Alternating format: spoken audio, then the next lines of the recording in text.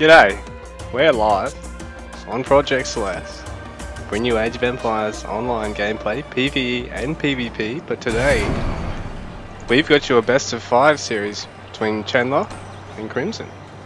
I hope I got the player colours right there. I think I had Chandler as player number 1 because he did take their last series last weekend 2-1. It was a best of 3. We're now a part of a series.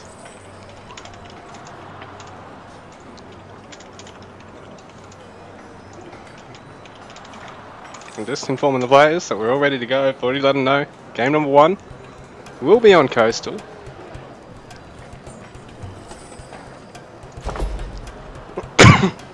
Forgot to check and see if the Spaniard did get back to me in the end. I don't think he did. I think he must have slept in.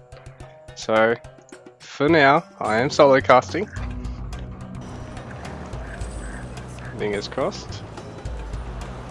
Should get this underway.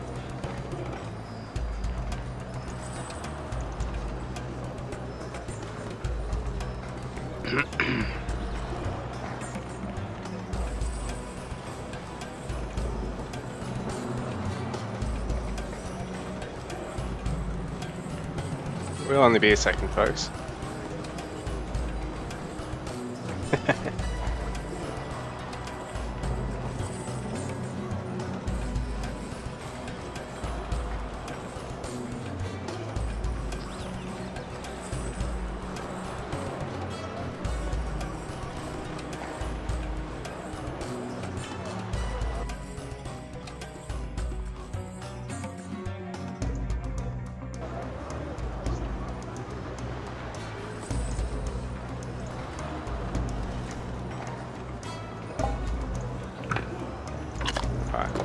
It'll just be 1 sec.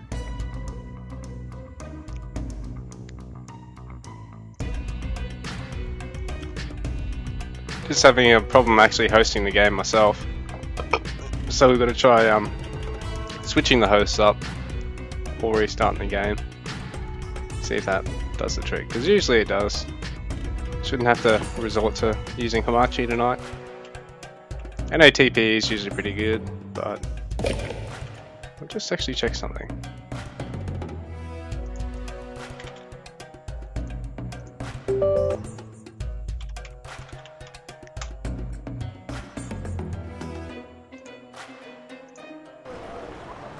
G'day folks, what's happening? Sorry I'm not actually active in the chat myself. I'll be there in a moment.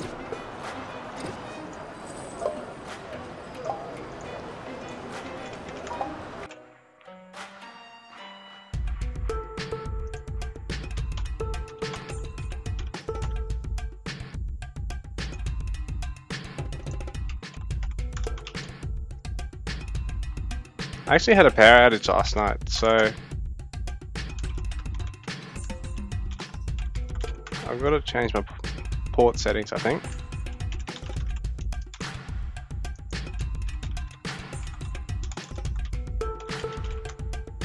Because I think my internal IP is actually reset as well.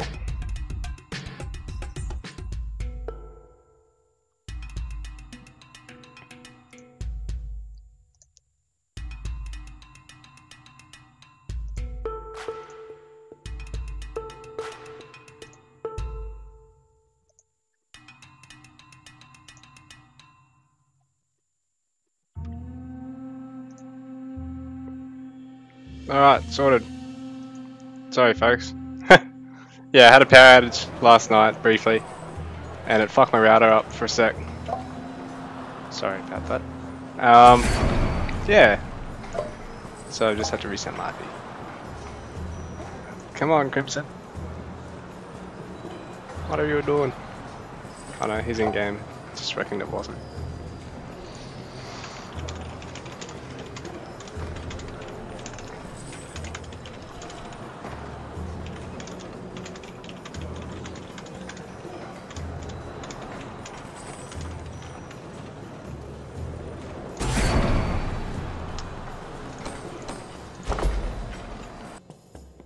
And this should actually start this time. It's a fault on my end. Sorry about that, guys. I forgot to actually check it today. Because I jumped on PvP, no problem, played 5 games back to back. Absolutely fine.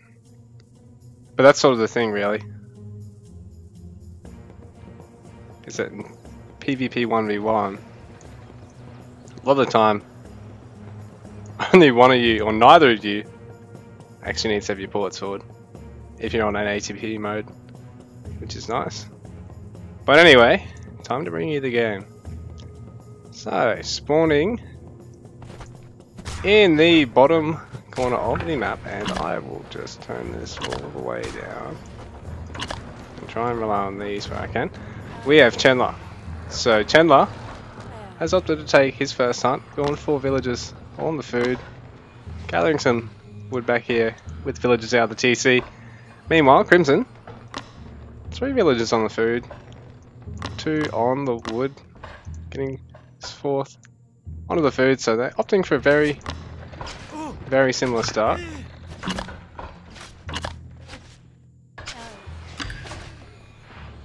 So I'll just check my sound settings while it hasn't really kicked off.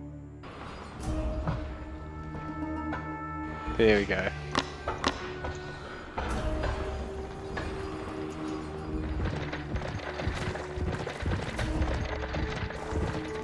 So already with a quick dock from Crimson. So as you can see, Coastal, it's a map where it's quite open around the sides, but through the middle there's just this big lake, so there's an awful lot of fish. It's really rewarding to get on 1 or 2 docks really quickly on this map. But it's also really rewarding to put early pressure on your opponent in any map, and it is advisable to go for a TC over a dock on pretty much any map where you're not going to be able to ramp up beyond 3 or 4 fishing ships in a single dock. So it does make for an interesting game, especially if one player, like we are seeing, is opting for something a little bit different. But in saying that, it's always nice to see a big water battle, so we'll have to see if one takes place, because there's no actual fighting ships until you get to age 2. Crimson, being in age 1, is restricted just to the fishing boats. So down here, Chandler got his age 2 already, taking some stone, taking his hands for upgrade, so he's going to have a bit quicker gathering time. He actually hasn't opted for a wood storehouse yet. Meanwhile up here, Crimson has opted for a fairly sort of standard start. He's got a wood storehouse, a stone storehouse, and a hunt storehouse already. So the thing with the food gathering, fishing boats are the fastest, followed by your hunts, followed by actually just fishing with your villagers before any upgrades take place anyway. So that's sort of the skinny on that. You see a storehouse, a longhouse going up here. So this is the Norse house, and you can actually garrison your villagers in it. Unlike the houses, you can see the house over Chandler's side of the map. No, not yet actually. But here, oh no, he's going for the storehouse. Actually going for a fast stable, so Chandler wants to be able to apply the pressure on his opponent early. So did he end up scouting the dock and all that? So Chandler knows the dock is going to be built. Doesn't really see much else from his opponent. Crimson, on the other hand, I don't worry about the dock. I don't worry about the stables. He knows about the age 2, doesn't really know about where the building is, but he can hazard a guess at where it is. Getting back to the houses, a little bit squishier. Half the cost, can't garrison villages. Unlike the Norse house, double the cost, bit tankier. You can garrison. You can't actually fire from it, you can't use it as static defense like a bunker. I think it'd be cool if you could, but they'd probably have to make it basically 1 damage. Because the garrison is already pretty strong, but you can't actually take a fight around the longhouses until you're actually able to kill them if you're trying to get the villagers, in a sense, a lot of the time. Whereas with the other civs, the villagers have actually got to travel all the way back to the town centres. It's a lot easier to actually snipe. And it's a lot more costly for your opponent to then ungarrisoned as well, because the longhouses are typically stacked right on top of the resource node. So we see a couple of early camels. Chandler heading out.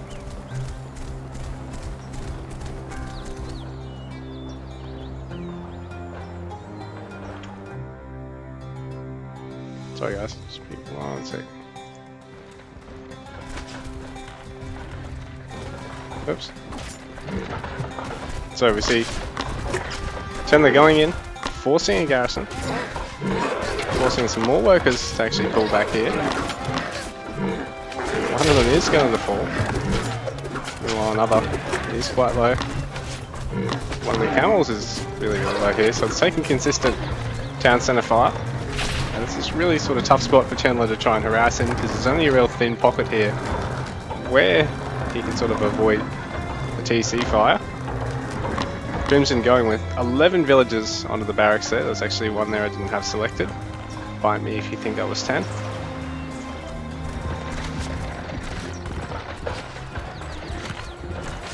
So Chandler actually running around his scout with his camel to try and deal a bit of damage to one of the fishing boats. Try and force Crimson to stop gathering for a sec. Now he's sort of rallied a little bit too far away, so Chandler needs to get these units moving back out of there again. Crimson, on the other hand, needs to sort of figure out what's going on in Chandler's base, but seeing both TCs.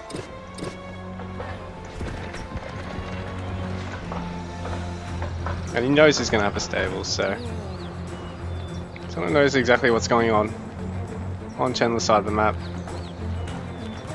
Chandler, in the meanwhile, obviously knows just about everything about Crimson's layout. He's seen the barracks. There's another 2 barracks that's actually coming out for Crimson, which Chandler doesn't know about just yet. He does know about that original barracks though. And he is trying to feed some more cavalry up around this side of the map. And he's looking at taking a dock. Crimson, in the meanwhile, is just about to go for an outpost in the same spot, so he's going to notice the stock.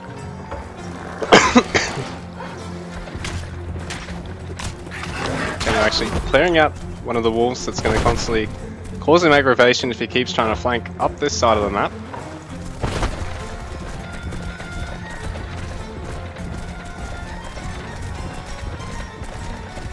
See if he gets a kill here, or a couple, or if he just throws all his camels away. That could also happen, but I have a little bit of faith here. Meanwhile, Crimson with a good number of spearmen. These are going to make it really hard for Chandler to deal with just off the stables. He's going to have to look at switching back to barracks tech. So while the spearmen are slower, if your opponent has opted for the stables and is looking to try and mass, put a water bottle here. If your opponent has opted for a stables and he's looking at trying to mass, at least if you do get the spearmen out, you do force out range or barracks units, and you can't just mass cavalry.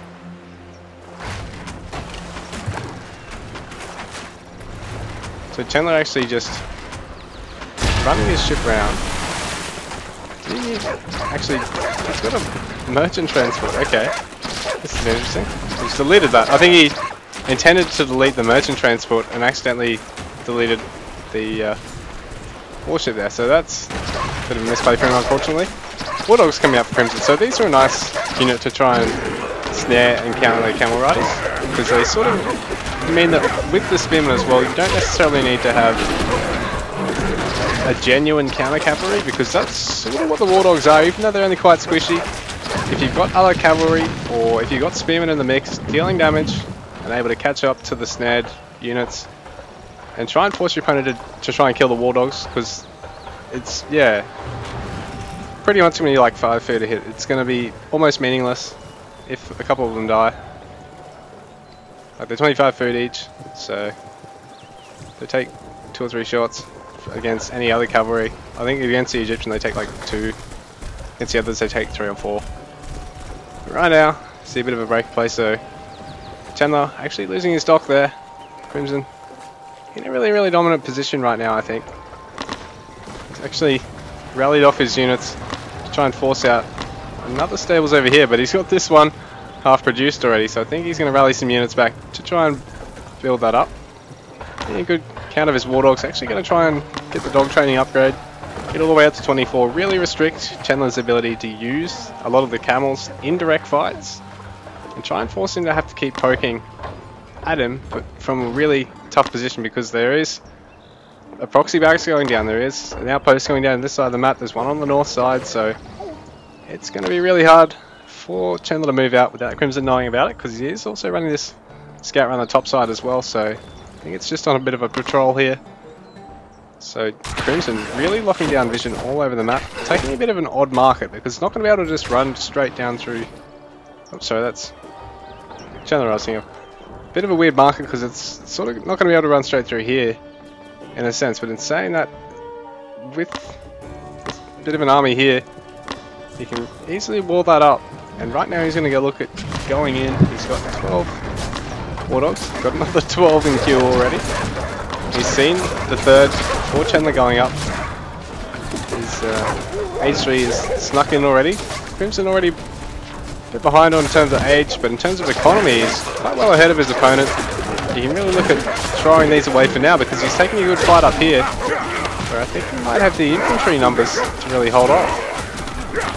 We've got a couple of raiders here, and more war dogs, so these will be able to offer good tanking, while the throwing axemen can get really good hits off the axemen uninterrupted. A couple of war dogs over here, they probably should be rallied onto one of the camels, or I think they are going to try and snipe a couple of the workers.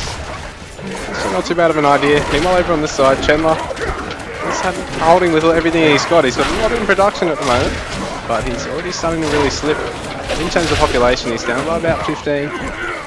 But he is holding for now, so this is really nice defense from him. He's got Priestess still alive here in the mix, adding 3 more production facilities, 2 stables and the barracks.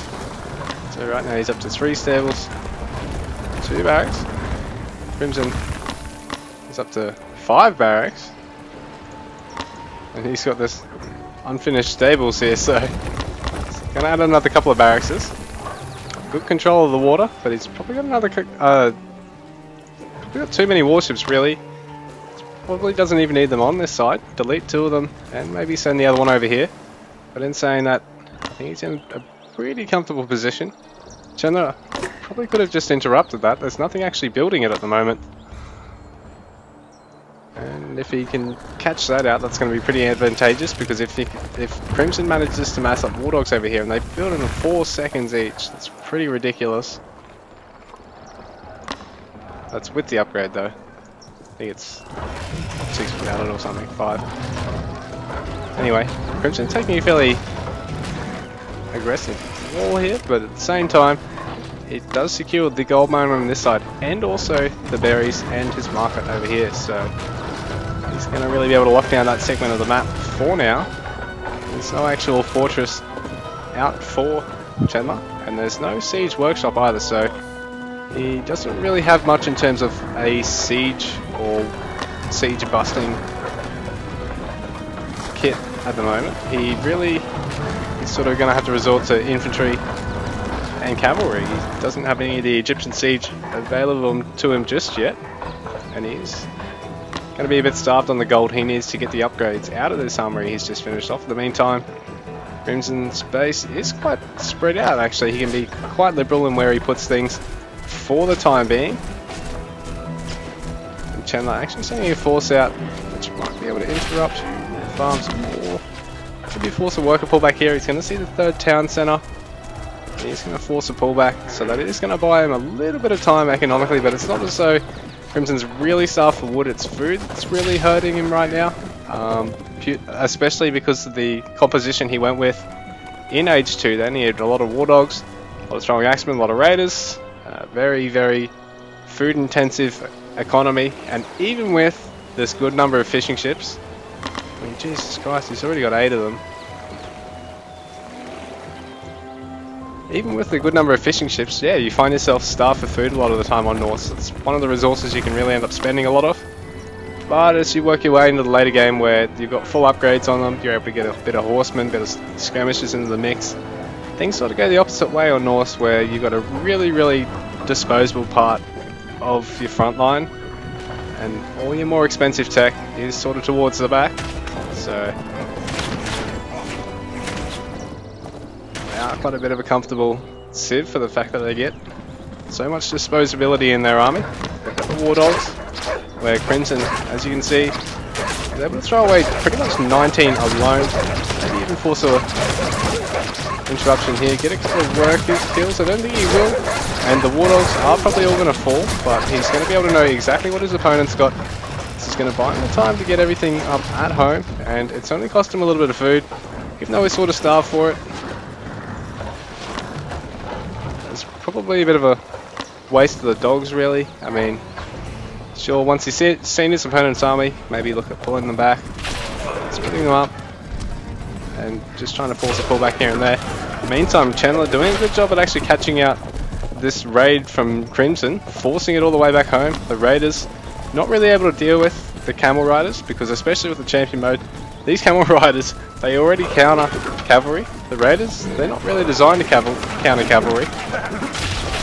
And the Horsemen, though, have intercepted a couple of the Camels, so a couple of Chandler's overstaying their welcome. In the meantime, there's a big number of units over here for Crimson, but he probably could look at getting out some more of the War Dogs, just to keep the cavalry at bay. So they can lock down cavalry and chariot archers quite well. Because the chariot archers, they're actually an archer tag unit, range tag unit. So we've got a big count of horsemen.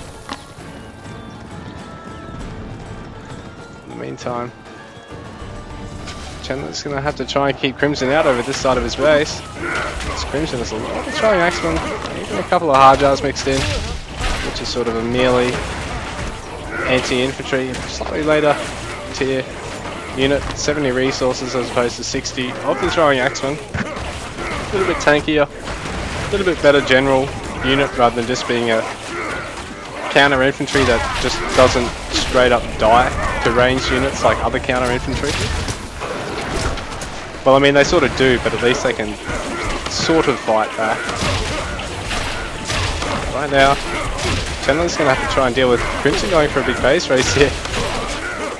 He's going to lose the last couple of axemen there to clean up. And saying that, he's pushing over here on the north side. Does Crimson actually have enough to hold here? Because it's a big number of axemen. It's heaps of axemen. And they've all got champion too, so they're dealing really good area damage. There is a bunch of chariot archers in the back line. They don't actually have a bonus multiplier, instead they've got really nice flat damage against all unit types. So Chandler is actually really cutting through Crimson's force on this side of the map, and on this side he's actually holding. Chandler hasn't looked at taking a town centre yet, but he's going for all the longhouses instead, and forcing Crimson basically out of this segment of the map, away from this second town centre of his. It's really near the waterline. Crimson's not actually opting to say go for a long ship here and try and put pressure on the chariot archers. But he does have the long ships rallied down here, and they are getting a good number of kills, so Chandler is going to have to try and deal with this. Crimson can actually see the waterline just in case Chandler decides to go for a dock there. Try and repel it. And Crimson making good use of the Norse military, of the Norse infantry, and their worker building to try and force out this early fortress. I mean, not early fortress, this defensive fortress. It's not really early by any means. Whoops, sorry about that, guys.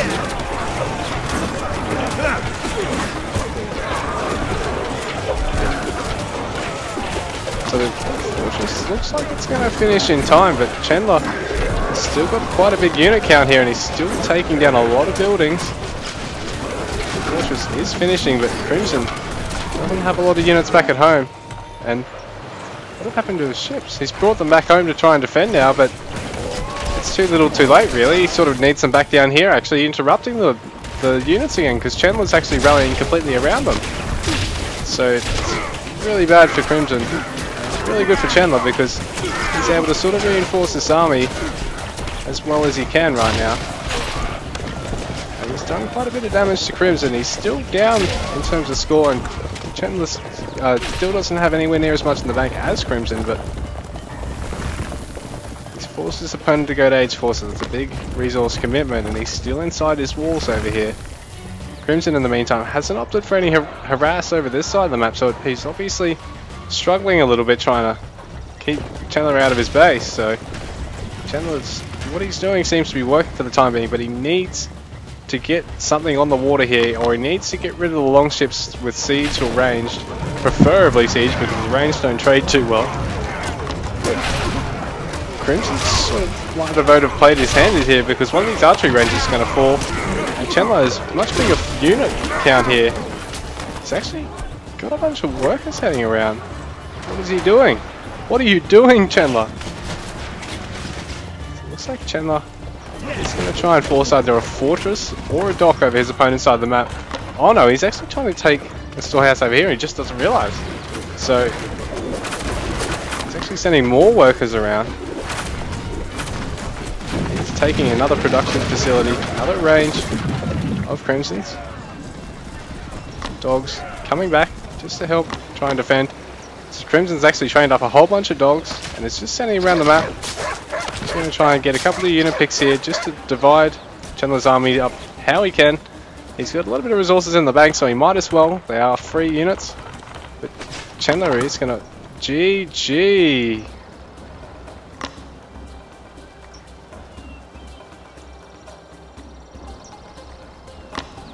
I'm gonna say that. I think he just sort of realised he's running all this stuff through here, but in saying that, if you could afford another fortress, then you could look at putting some more pressure on Crimson, but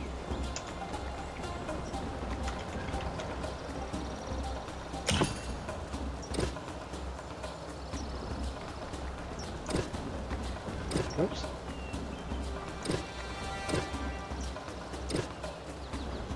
Chandler all the way up to 54 idle villages at one stage. Ooh, it's been nasty. Nasty. In terms of their production though, pretty good. Pretty good. That's alright. Acceptable, I suppose.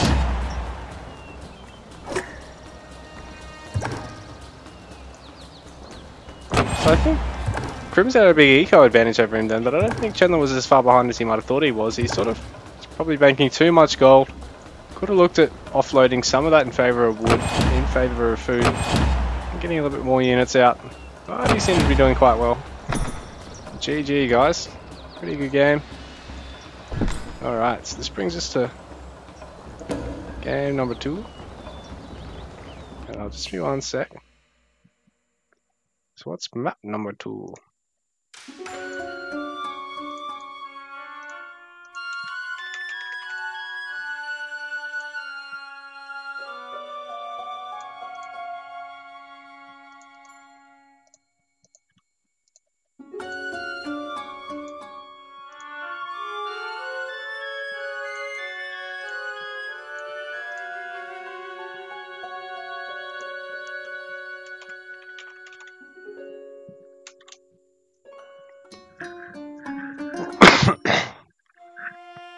Oops. Wrong one.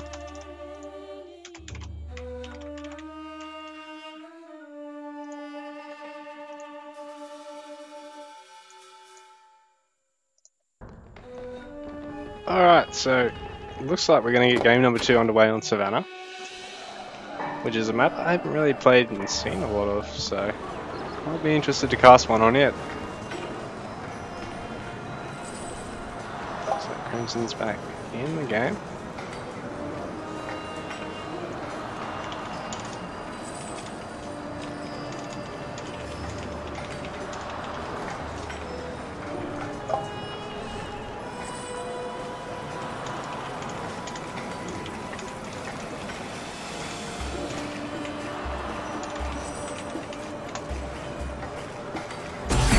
Alright guys, and after the stream today we're gonna follow on with the hosting of Wout's stream, so make sure to check that one out. He's a high level PvPer, one of the tournament organisers, and just a fairly loved community figure, so make sure to stick around for his stream.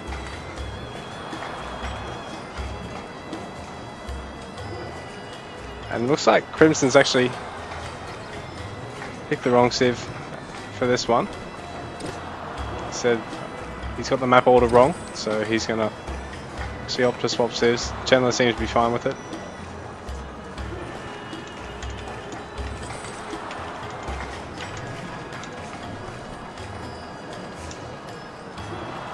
Yeah, so I think Crimson's just gonna bow out again, pick another civ. He's cheating. He's a pussy. Sorry guys, we'll be underway with the serious cast in just a moment.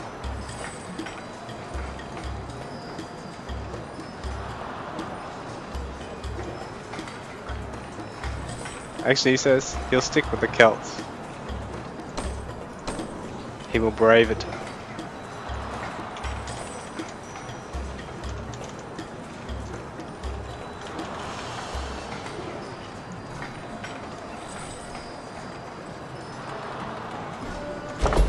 Alright, so for game number 2, and we're on Savannah, I'll just take a big swig of my water.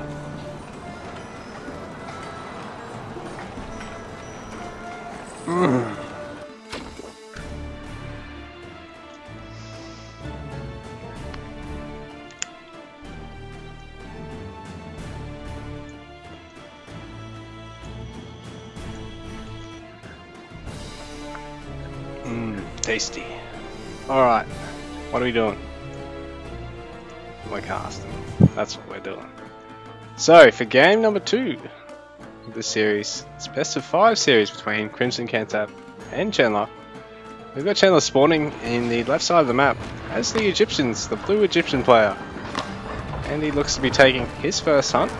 And on the right side of the map, it's the red Celt player. We've got Crimson Cantab, so he also looks to be taking his first hunt, but he's also gathering quite a fair bit of wood so he can throw up an initial barracks. He wants to get a bit of early harass out with those Celtic spearmen, those 40 food, cheap shit spearmen. Sorry about the swearing, guys. Anyways, those cheap, quick training spearmen can offer a really big advantage in the early game if you can get in right with a really good, really well thought out timing and number of them. And Chandler actually forcing out this quick storehouse. I'm not quite sure what he intends to do with that one. Whether it's...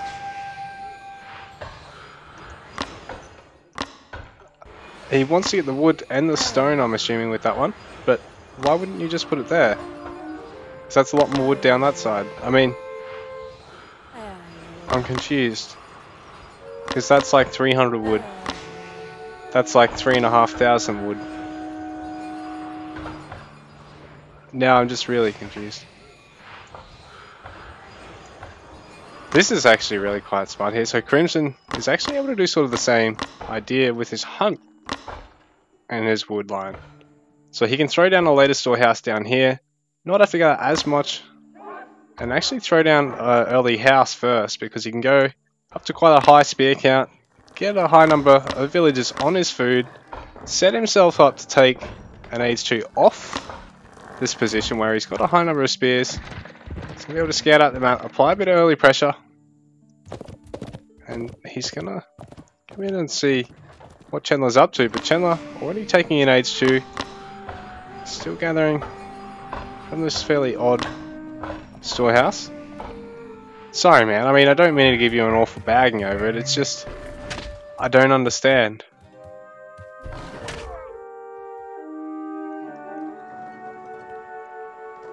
In the meantime, Crimson is positioned just outside Chandler's view, so he hasn't seen these spears. This is pretty sneaky of him.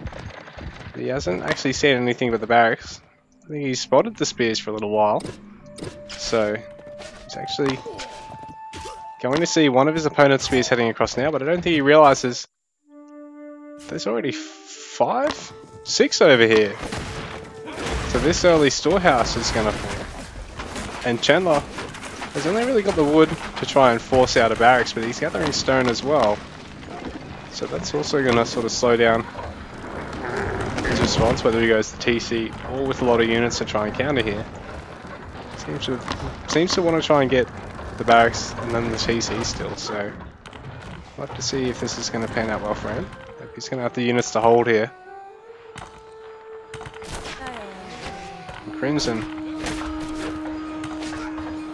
is forcing a lot of workers pull back. And of course the Priestess pull back as well, so that's going to sort of slow down Chandler a little bit. He's going to try and... well, I think he probably wants to empower the barracks there. Chandler now just getting the gold to get some maximum out. Crimson is in the position to get age 2 once he gets his 2 houses finished, so he's just waiting on that, I believe. He's got plenty of food in the bank. Actually cut production at the moment, which is a little bit odd.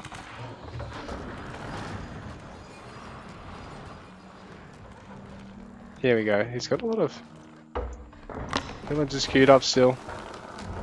The spearmen queued up still, so...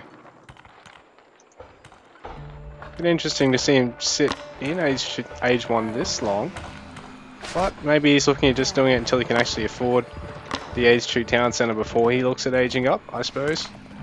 But in saying that, that sort of puts him on a bit of the back foot in terms of the fights for now, because he's only got spearmen against the axemen. He's going to have a better count though, so if he can focus down the axemen and then the villagers, or focus down the axemen and the priestesses and then the villagers, it could put him in a really good spot here, because Chandler might not have the units here to respond, especially now that he's been forced off the gold mine, so Chandler's going to have to spend that gold very, very well from here. Can have to micro his units like crazy to get out of this one from here. He's only got enough gold in the bank to afford another axeman behind this, but in the meantime he's throwing down that age 2 town centre. Crimson's still just in age 1, so Crimson's still a little bit behind in terms of his economic tech at the moment, because Chandler already has that Hanser upgrade, already getting the age 2 town centre. Crimson, meanwhile, forcing out another barracks, sort of afford to go up to the town centre already though, so it's not going to be super far behind that and he did get a couple of worker kills there, so he's already up on a worker, despite having cut workers early and being a little bit slower on that town centre.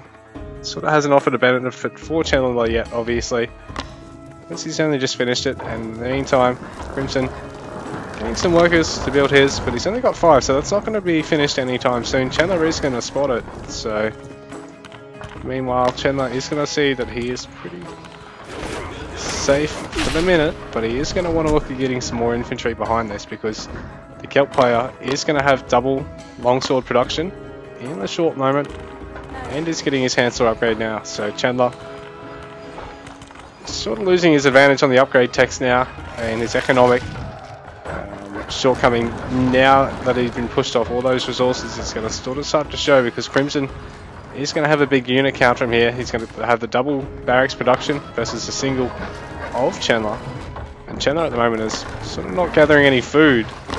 This is sort of going to hurt him for the time being. He's just waiting for everything to finish up gathering there. Wonder if he's going to opt for the berries or opt for... does he know where another hunt is? I don't think he does, so... oh yeah, he does actually. That's a lot of villagers on the one hunt, so if they can get caught out on it by Crimson, it can be a big loss to Chandler just off that alone, because that'd be his only food source as well. So he probably needs to look at setting up on the berries, and yeah, possibly scouting out around the map, or even setting up for farms, because he is going to need the food from here, because this isn't a lot of food at the end of the day, and it's quite slow. Chandler with a nice tower actually, because this is going to be able to provide him good cover of the gold mine, the wood over this side, and the berries. Crimson's not going to want to go in on that until he's confident he can surround the tower and take it out, and he can just overwhelm Chandler's forces with whatever he's not trying to surround with. In the meantime, he is getting an archery range, which is a bit strange. I think he'd probably be best off just maxing out longswordsmen and druids, just because what use are the slingers going to be except to fight his opponent's slingers for the time being? He's, yeah, probably just best off getting another barracks, because he can really max out on longswords if he sees the stable come out from his opponent. He just, yeah, gets some more spearmen, and if he, you know, notices his opponent getting a lot of upgrades, He just takes more upgrades, gets druids, and yeah, you can really take a comfortable fight as a Celt player in a fairly infantry v infantry composition. Especially if you can back it up with your druids. Even though the Egyptian player, for instance, is going to have the priestesses, they sort of need the Age 3 to be able to fight on even footing, because with your druids and your Bard Hall upgrades, you come out slightly ahead. Just the fact that you're Celt, so you are built to fight with infantry. So for the time being, the guys sort of stalling, not much is happening. A couple of towers, or second tower, a couple of houses for Chandler. Crimson sort of relishing in the fact that he's got this fairly forward town centre, because he's able to keep his units sort of right here. Look at putting a bit of quick pressure on from here, hopefully. In the meantime, it's a bit odd. Wood storehouse down here. But I suppose there's not a huge amount of wood on the map too, so the more he can gather from strange parts about around the map before Chandler can, the harder it's going to be for Chandler to gather in the late game. And this is all sort of, I guess, technically over Chandler's side of the map, so I guess that is quite smart, really. See a big number of units moving out here for Crimson, who has probably spotted all these villagers heading up here, so he knows about this gathering. Chandler seems to be aware because he knows that Crimson Scout has come just to check and make sure. But I see you watching me, watching you. Crimson has already split his forces up because he's wary that Chandler will probably have noticed the Scout, double checking. But he's come in from both sides actually, because he's going to get a nice surround here. He'll be able to come from the backside of the hunt and really divide the villager and the TCs up there, so they have to force that to take the long way around, but they are going to get out for the most part. Villagers are quite quick. Even the Celtic infantry aren't going to be able to block them down there, so they do get a lot of kills, but they don't kill everything. And Chandler, this is a bit odd. Oh, okay, he wants to go for the hippo. It's quite a distance gather. You probably want to kill the hippo and then just throw down the storehouse right next to it, rather than throwing down the storehouse first. I think is probably the more ideal way to approach that situation. And Crimson still has a couple of long swordsmen. He's going to try and snipe something of Chandler's, but does he really know about much over the back? He's just checking out, seeing is there another resource node? Is there a market? There's no market. What else can I try and take from here? Chandler, on the other hand, just desperately patrolling this hippopotamus. He says, I really need this food, bro, so I will fight you for it. There's a third town center for Chandler going up, so he's got his Age 3 now. Crimson, it's a little bit ahead in terms of score, in terms of what he's got in the bank, but he's actually behind in terms of age once again. In terms of population, he's got quite a big lead. In terms of villages, 62 to 57 in favour of Crimson, so he's got a small villager advantage. Chandler's going to have that town centre advantage. He'll be able to catch up on that and get a population advantage out of that, if he can produce for quickly enough and gather quickly enough, because right now he's quite low on wood, quite low on food still. Crimson has units. Sneaky snuck over here in the back of his base. It's actually a really distant market line here. So, how much will you be getting? Nice, nice. So a whole 100 gold per trip there. Per round trip. Ooh, that's quite a small slinger count compared to what Crimson's got. I'm not quite sure why they've both opted to introduce slingers except to try and pinch one another's healers, but realistically, if you just get the bigger infantry army size, it's just as easy to get the kills. So right now though, Chandler is going to have to try and hastily defend this. Crimson's taking Age 3 behind this. It's just finished up. He's got a population advantage of about 10 still, and this town centre is completely surrounded. Chandler has only got a couple of villagers sticking around the repair it, and it's just not enough. So Crimson able to snipe that third town center. He's falling back down to even population with his opponent now though. But Chandler is really low on gold. This is going to force him to have to gather enough stone for another fortress instead of being able to throw one down now. Because he's going to have to take the town center again, and he is going to opt for it in the same spot. In fact, a little bit further back from the gold block than last time, so it's probably not so ideal for him. In the meantime, Crimson adding Woad Raiders and Bowmen to his composition from here, so he's sort of hitting that Age 3 Celtic composition from now. Has he got a Bard Hall? He does have a Bard Hall, so he hasn't actually got any Bard Hall upgrades yet, but they do come in handy. You get a little bit extra health, bit of movement speed, bit of damage out of them over what you get to start with. So you go from having fairly cheap disposable infantry to fairly cheap infantry that trades blows with the more expensive infantry of the other civs, and your more expensive infantry obviously, yeah, ends up quite strong and specialist. Like for example the Woad Raiders, which are by far the fastest infantry in the game in PvP. Quite squishy against infantry, not so good against lancers, but really good against ranged units, and their charge means that they can sort of deal a nice amount of upfront damage to all sort of other unit types, and you know, lock onto siege, because they'll really tear apart siege. That's one thing that they will absolutely shred. Got some more economic upgrades coming in here for Crimson. So the Huntable, he's got 2 of those, and he's got his stone gathering upgrades, both of them.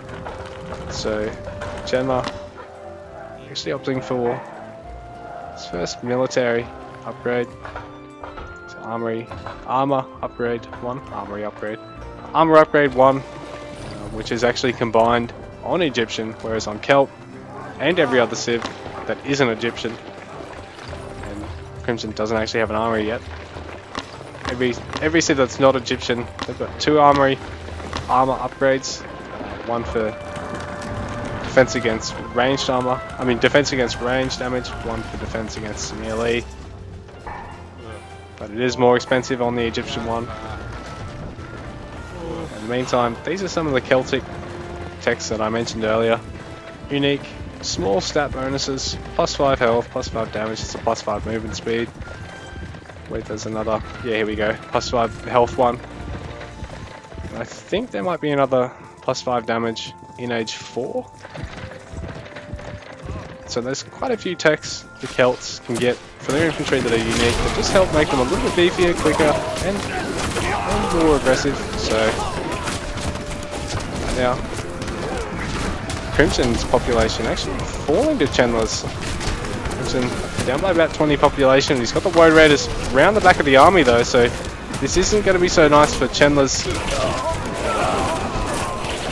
slingers from here, which really seem to be taking a hit. But there's a lot of axemen still on the front line. There's even a couple of spearmen for Chandler mixed in here, which is a bit odd, but I suppose the Celtic player has hit Age 3 now, so it never hurts to make sure. Crimson hurriedly throwing down. We did get a fortress on the way, a couple of production facilities more, a couple more ranges, because he's going to try and need to get some more bowmen, going to need to get some more long swordsmen out here. It looks like Chandler has really managed to push quite heavily into him. Chandler really maxed out quite well, despite being behind in terms of score a little bit, in terms of his banked resources, and right now he's actually able to return the favour to Crimson and snipe this most forward town centre of his. So he is going to force downing of the town centre. He's going to put Crimson on the back foot. He's going to be trying to take this fortress in behind all these buildings, so that's a nice spot for him though. It's going to mean Chandler's going to have to try and cut through all this, but he is going to take more houses, more production facilities, and in doing so, if he does, Chandler instead opting to push Crimson off these gold lines. Just seems to have these two gathering at the moment. There's this one over the back, one further down here. Chandler can interrupt this market line of Crimson. That could be really impactful. And meanwhile, Crimson probably needs to look at doing something around the map, because Chandler, a lot of idle villages up here, a lot of more idle villages over here, a couple of gold gatherers as well, and looks like Crimson, if you can get some cavalry or some Woad Raiders mobile, can really deal with damage to Chandler, because he's really exposed. In fact, both players are. It's quite an open map after all. Neither player has opted for any walls at all. There's not a lot of trees to really take shelter behind or throw up static defense behind. So a lot of villages of Crimson's actually falling there. It's on 70 villages. Chandler's actually taking the lead by 11 villages right now. Crimson getting another caravan, but he's not actually getting any more villages to replace the ones that have fallen. He's got a nice bowman count, but there is a good number of slingers here. And it looks like Chandler has got Crimson on the back foot again. So the bulk of his army is backing off because he doesn't want to lose too much. The Woad Raiders, they've got a really nice engage there. Quite fast compared to every other unit, every other infantry unit, and Crimson has actually taken both the movement speed upgrades, on his infantry. There's two of those, as well as the health and the damage, I believe. Chandler, in the meantime, taking a really smart couple of fortresses down here, and this is really going to hurt Crimson's ability to get anything out of this side of the map. Crimson, on the other hand, hasn't really worked his way up too much yet. He's got a couple of villagers looking at heading up, but Chandler is going to really look at cutting through that market line, slowing Crimson down from here. He's not going to have the food to get a lot of villagers or caravans behind this, and not a lot of infantry really. So it looks like Chandler able to secure pretty much all the golds over here, and a lot of the gold in the mid-map basically. There's 1, 2, 3, 4, 5, 6 gold mines here that Chandler has basically won off these last couple of pushes in terms of his field position. Able to really deny a lot of stuff here for Crimson. There's a house down there that he can look at sniping.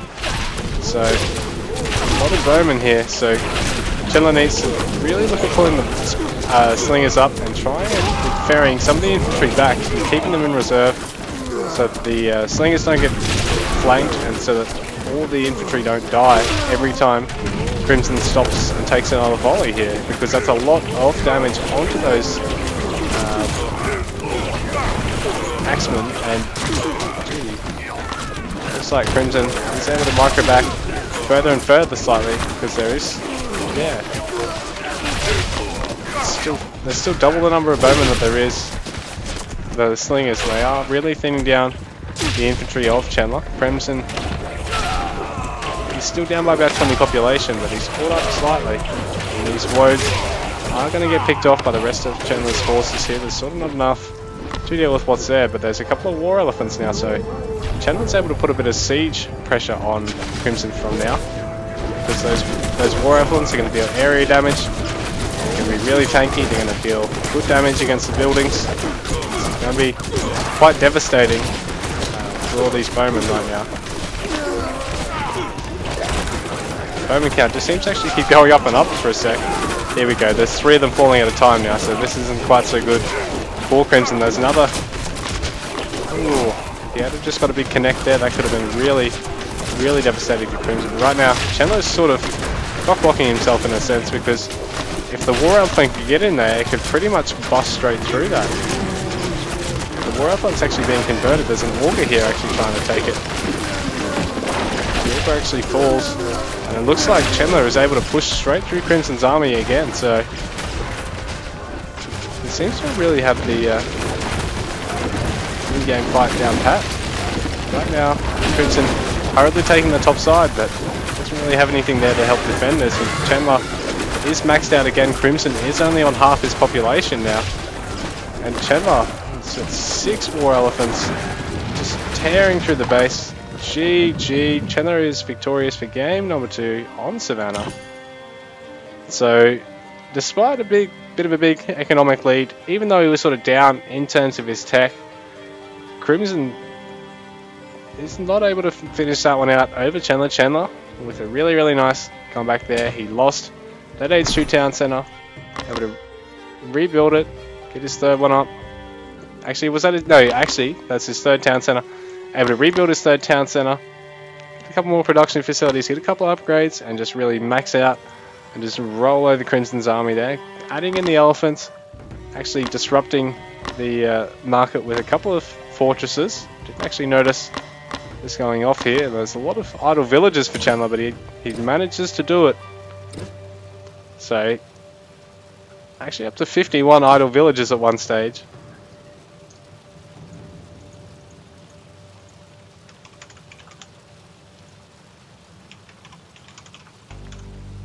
So we'll just have a quick smoke break, because I want one. Chandler wants to go get a drink and just have a minute. So yeah, let's have a quick look at the stats, and I'll be with you in a sec, guys.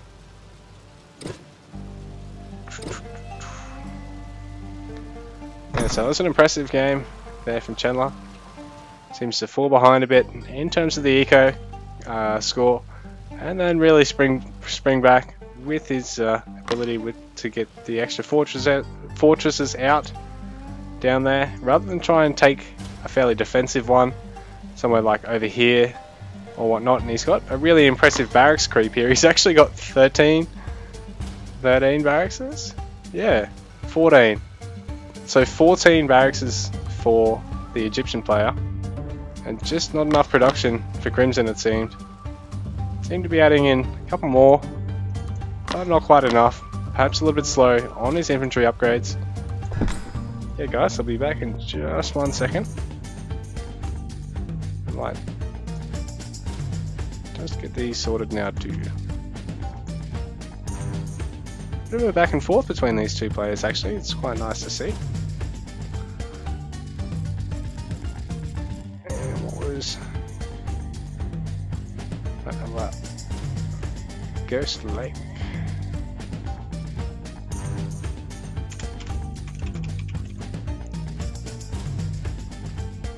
So we have Ghost Lake for map number 3. I'm pretty keen for that one, I love it. I think it's a great map.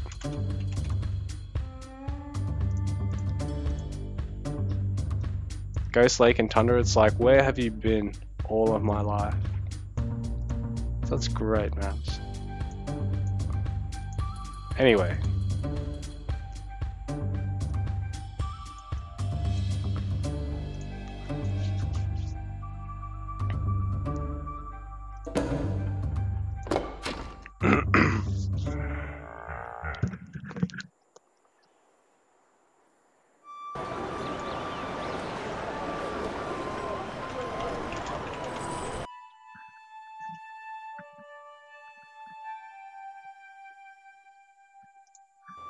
Yes, we've got Ghost Lake, then Tundra, then Equal Footing, and then Wout's taking it away. Hopefully this goes all the way to 5 games. I think it's been worth it. Anyways, let's just be a minute.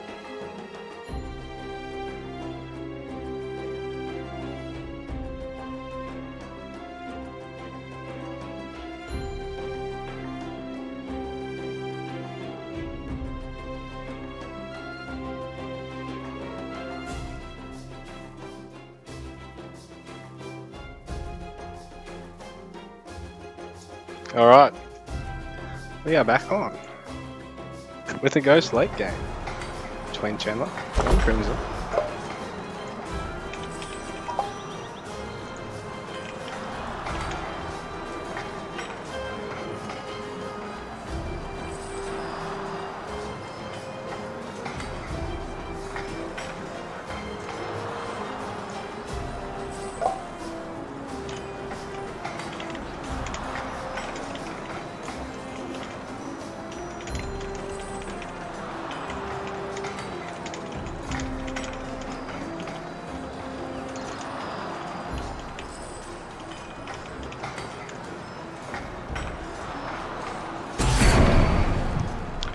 Alright,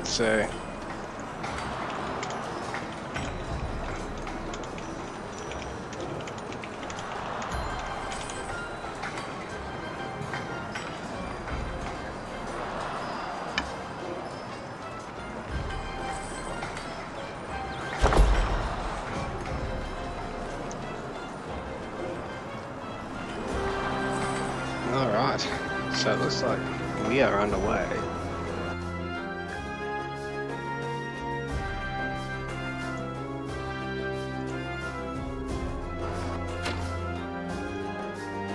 We got Ghost Lake, and big credit to PF2K for this new display, this new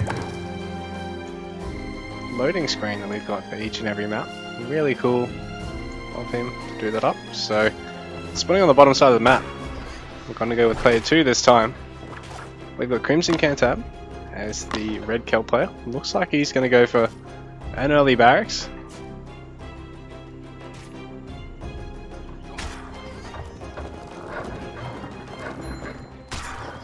And meanwhile we've got Chandler on the top side of the map as the blue Persian player. And it looks like he's also taking his hunt, getting a little bit of early food and wood. Oh, probably could have just tasked that to keep building up there and stay up there to deposit. And now Crimson getting the early barracks all the way up to 5 villagers on the food. Actually 4. Scout taking his second hunt. Chandler's actually opted to try and scout out a little bit of the lake, and he's found 3 sheep for his troubles. So usually you only find herdables in groups of 2. On this map you actually find them in groups of 3 in the mid map. So it's quite handy to try and scout that out early if you can. Get your opponent to it, just hoard that little bit of extra food before you've got to transition to farms and spend that bit of wood. So Chandler actually all the way up to 6 sheep, so he must have found a pair of these packs and able to go all the way up to 9. So managed to find the bulk of the mid map sheep, because I think there's usually 3 to 5 packs to my knowledge. And so we've got some early spearmen coming out for Crimson. Chandler on the other hand is going to be able to get some early Sparrowbara to respond, and has found, you guessed it, 9 sheep in the meantime. Crimson a little bit late on scouting them all out. But rather than trying to fight the lynxes, he's going to rally slightly off to where they're spawned and try and go around them without having to take the fight, take the damage, and just go in and fight Chandler with as much as he can. Chandler in the meantime hasn't actually got the A10 tech yet, which is quite a versatile Norse Persian tech, and it actually gives your storehouses the ability to heal anything within about here. So that's quite large, because it means that you get quite nice defense early on, and in the later game you can actually opt to play quite ballsy with them. Use them instead of priests, save yourself a little bit of gold, a little bit of population, and actually just throw them down all over the mid-map, all over your opponent's base, if you can afford to do it. So right now he's actually getting the tech. And Crimson going all the way up to, well, he's got 5, 6, 7, 8 spears. Chandler in the meanwhile, 5 Sparrowbara here. So already the A10 doing a little bit of work, The Undoing basically 3 hits worth by now. It's effectively saved that villager's life. In a sense, because Crimson doesn't really have the opportunity to go back in and snipe it. He is going to lose a couple of spears for his troubles. So it's a good defense here from Chandler. It's actually cut Spyro for the moment. I think he wants to try and force out an H2.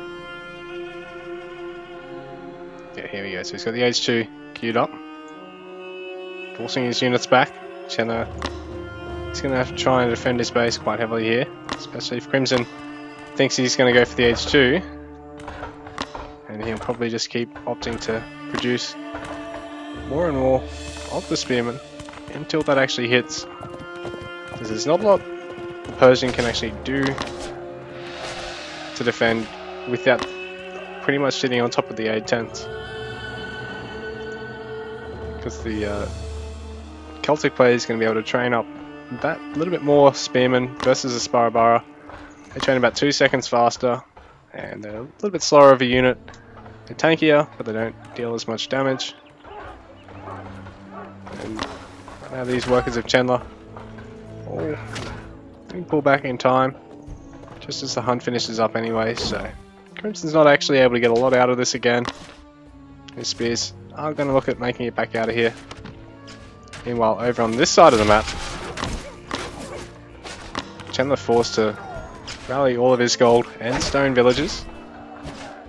And this is going to slow down his ability to make use of that quicker H2 because he's going to be a bit slower on the stone, yeah, and on a little bit of gold.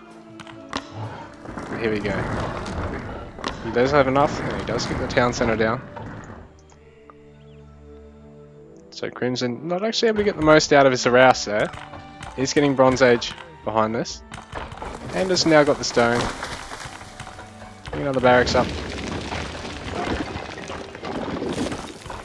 I'm not sure why he cancelled that, because he would have had the wood to throw down that barracks as well as take the town centre anyway. Oh well, must be feeling the pressure. Chandler's getting to him. And Chandler in the meanwhile, getting some early eco upgrades. It's quite smart. Crimson hasn't taken any eco upgrades at all yet. Chandler forcing out that quick cancel.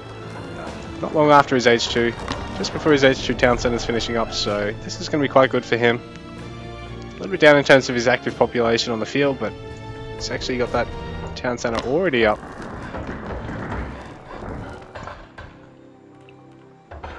And Crimson, big number of spears, but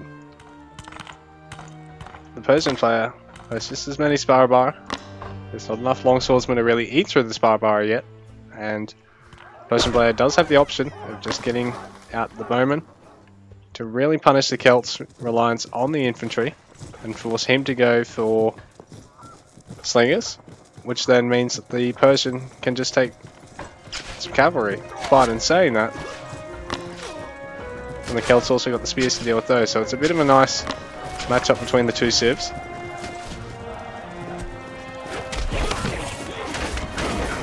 I don't know if this is such a good fight for Crimson to be taking, even though Chandler's not on the A10s. He doesn't really have enough longswordsmen to really be taking this fight, and Chandler is just singling out the longswordsmen, so he's getting all those kills.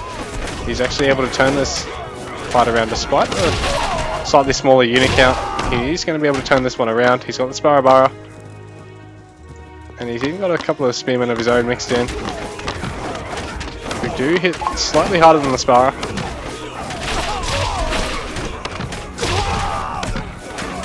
And Hurry's actually told me he's come to watch.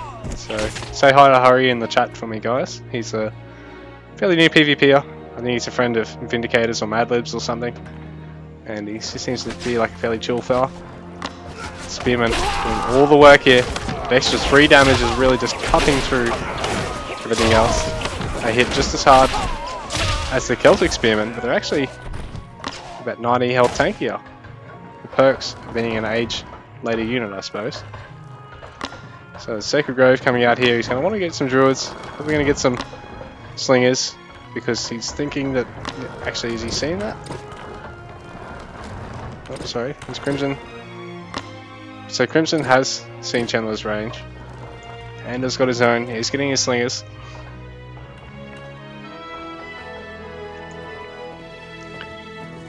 Got some work. Units just chasing the scout though, so not super productive for them. Single slinger going up to just check some distant part of the map, so that's probably a little bit more worth it. Another one, just getting out this far side, just making sure his opponent hasn't taken something distant and easy to try and raid to death. So Crimson right now up by about 12 population, up by about 4 workers. So Chandler actually housed at the moment. This isn't so good for him. Hasn't actually got another house on the way at the moment. I don't think. Oh, sorry. I'm looking at the wrong bloody base. Here we go. So he's got some houses. Crimson probably does need to get some houses of his own up. Actually, he's just getting housed now himself. So not so good. Naughty, naughty, naughty. What's going on with your production? What's going on with your economy? Naughty, naughty. All right. So both players just getting themselves out of being housed. Bit of a break in play here as both of them take advantage of one another's holes in their economic play, and they're just sort of massing their units up. Chandler's still down by about 17 pop. Crimson's really filled up his production here because he's sort of got a little bit more in the bank than Chandler now.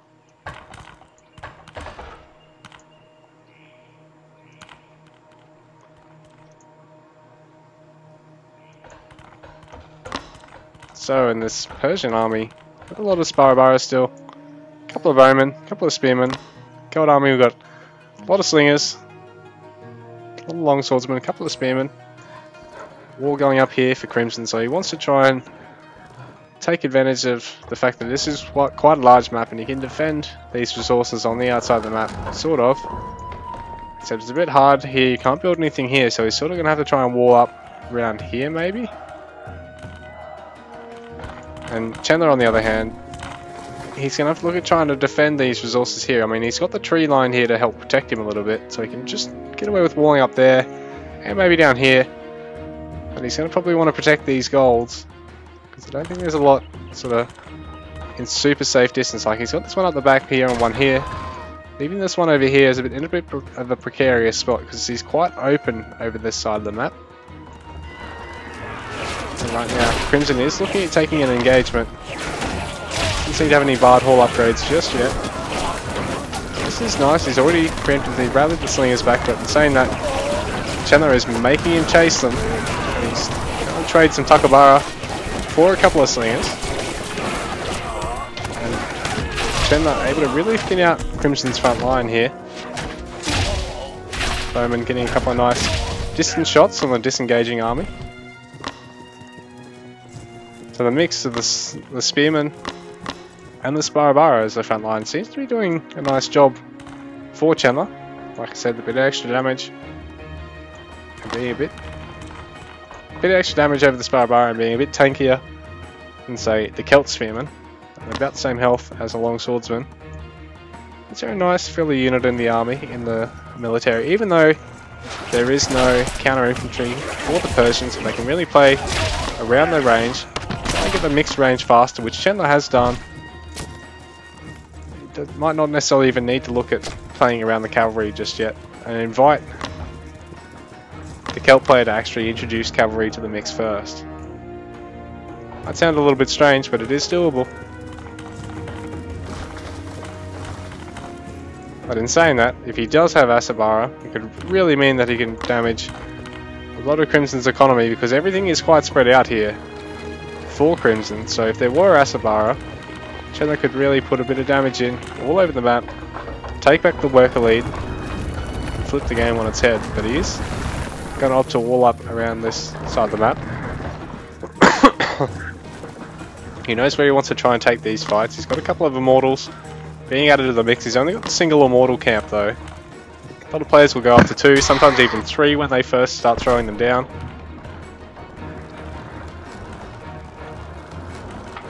That water's good. Stay hydrated, folks. Unfinished storehouse all the way over here for Chandler, actually. Wonder if either player might be worth off worth just throwing down a couple of watchtowers, sort of on the edges of their bases. I mean, a couple of outposts. Just try and figure out what's going on, what one another are trying to do. It looks like Crimson's actually able to really lock down this side of the map. Hasn't actually opted to get any of his gold mines just yet. I mean, he's got the town centre on the way. He's got 400 gold, so he can... oh, here we go. He's starting to take them now.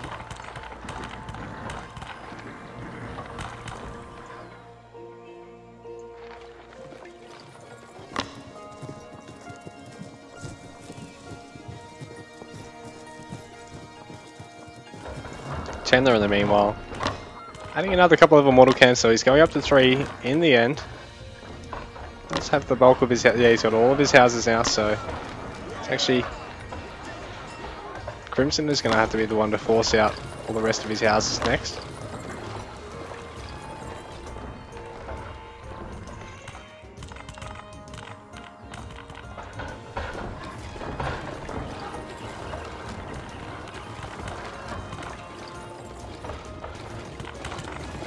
There doesn't really seem to be a lot of action in this one.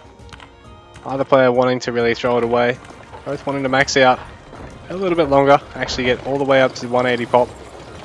Get some more upgrades coming in. Persian player actually really wanting to take advantage of the anti-ranged aspect of the Sparrow, and the trade-off with that is obviously they're not so good against the infantry, so you need to keep adding a couple of spearmen into the mix, probably, to really act as a front line. Because you don't want the Sparrow just being torn apart by the longswordsman. Though Crimson hasn't actually opted to get any of his Bard Hall techs just yet. Not in terms of his military upgrades either, I don't think. So he's in not a huge position to really be cutting through his opponent's infantry in infantry v infantry. But now he's going to try and do a bit of harass to Chandler. There's a nice number of villages here that are going to be caught out by these really quick Woad Raiders. 9.4 speed already. So it's the second movement speed tech researching now. So I think they're going to go all the way up to 9.9 speed. Be nearly as fast as 10 speed cavalry. Right now, big engagement here. Chandler is going to rest assured that at least those Woads aren't here in the mix. But he's going to have to be careful that they don't double back and surround his archers here, although Crimson needs to work these ones around the middle here. I mean, around the outside of the fight here and get kills here. Chandler, I don't know if he's got the front line here to be able to defend against this, because Crimson seems to be really eating his forces up now. Probably needed to get some Asabara here to really tank this, because he just didn't have enough of a front line, I don't think. And Crimson is able to really cut through his front line just like that. Losing even more bowmen just on the way out. So he's adding another barracks range. I sort of got my words twisted up there. But without any stables, he needs, well, yeah, how is he going to be able to tank against the Celt army without stables units? Like, his infantry going to get picked apart by the longswordsman. Obviously he needs to get everything away from the Woads here. And Crimson is just taking advantage of the fact that his opponent hasn't gone all the way up to stables tech on Persia, so Crimson's really able to make use of a high number of Woad Raiders, super mobile. There we go, a whole bunch more immortal camps. I'm not quite sure why you'd want to add that many more. And they are all going to get interrupted just about, so all the workers are going to get picked off, and the Woads are mobile enough to be able to back out of this before the rest of the Persian army can respond.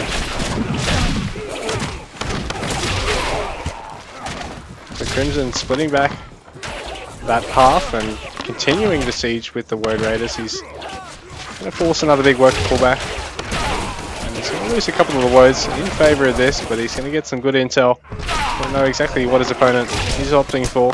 He could see more immortal camp. Well, he can't see those, but he could see another immortal camp was being built there. So he'd be a bit sus with what his opponent's trying to do right now. Chandler is just desperately trying to hold on right now. It's up to 65 villages, but Crimson all the way up to 98 by now.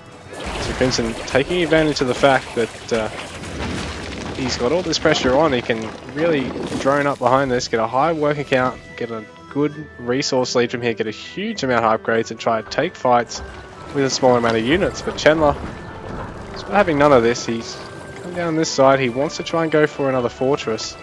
So I wonder if Crimson's going to notice this. Oh no, here's another bit of an interesting storehouse. Was there maybe a gold mine or a berries here perhaps? Or maybe he's going to look at towering. Oh, that's just to 8 tap. Okay.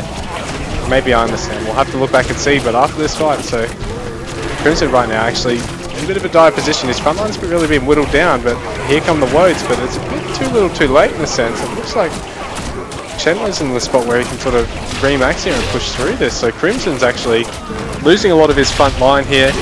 Doesn't really have a lot of food left to be able to remax behind this. And Chandler just has this weird number of villagers in the middle of Crimson's base just chilling here. What's up guys? Just on Smoko. Alright, so in here in the mid-map there are some horsemen being introduced by Crimson. So Chandler is going to have to look at adding cavalry himself. He's going to have to maybe even look at adding more spearmen himself, but actually whoops. So there's no spearmen in the mix anymore, so Chandler either needs to add some more or look at going up to stables himself by now.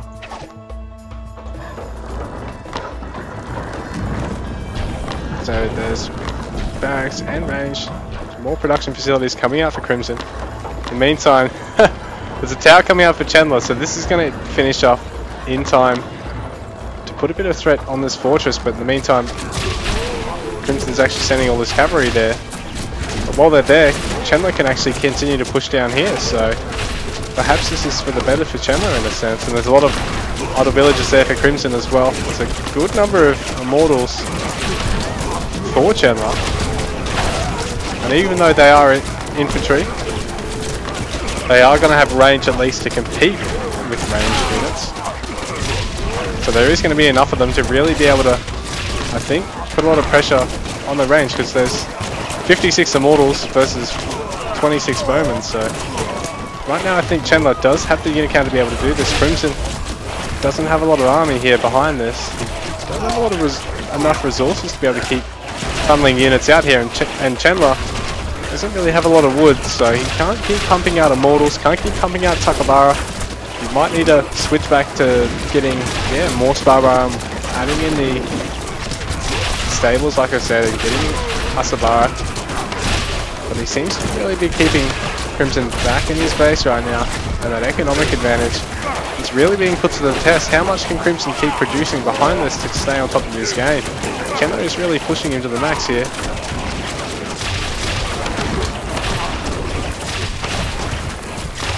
Army range actually, an armory falling just before an upgrade finishes. So that's not so good for Crimson. Chandler actually manages to snatch that one off him. And he's going to take another barracks for his troubles.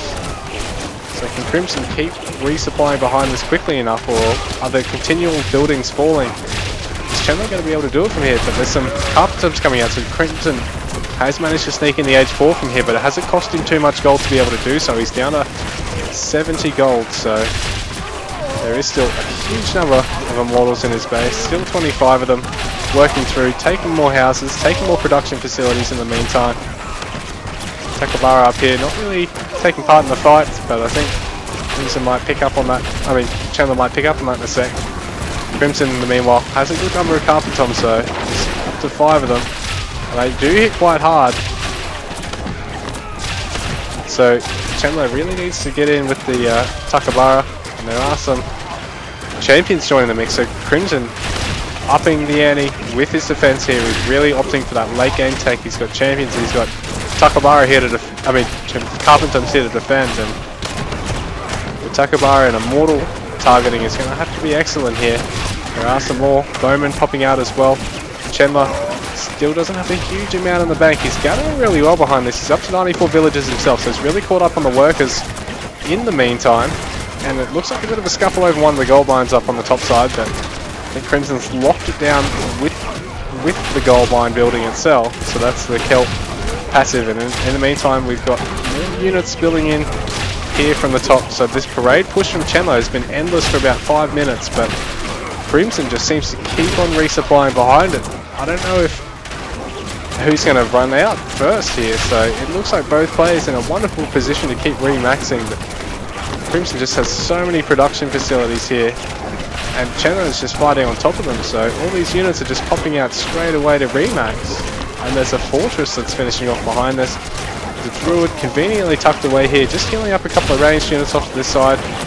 Chenlo still working through with the units. He's going to take another couple of ranges for his troubles, so Crimson again forced to have to build some more buildings to help try and remax behind this. Chenlo really putting in the work right now. More Immortals, couple of Sparabara.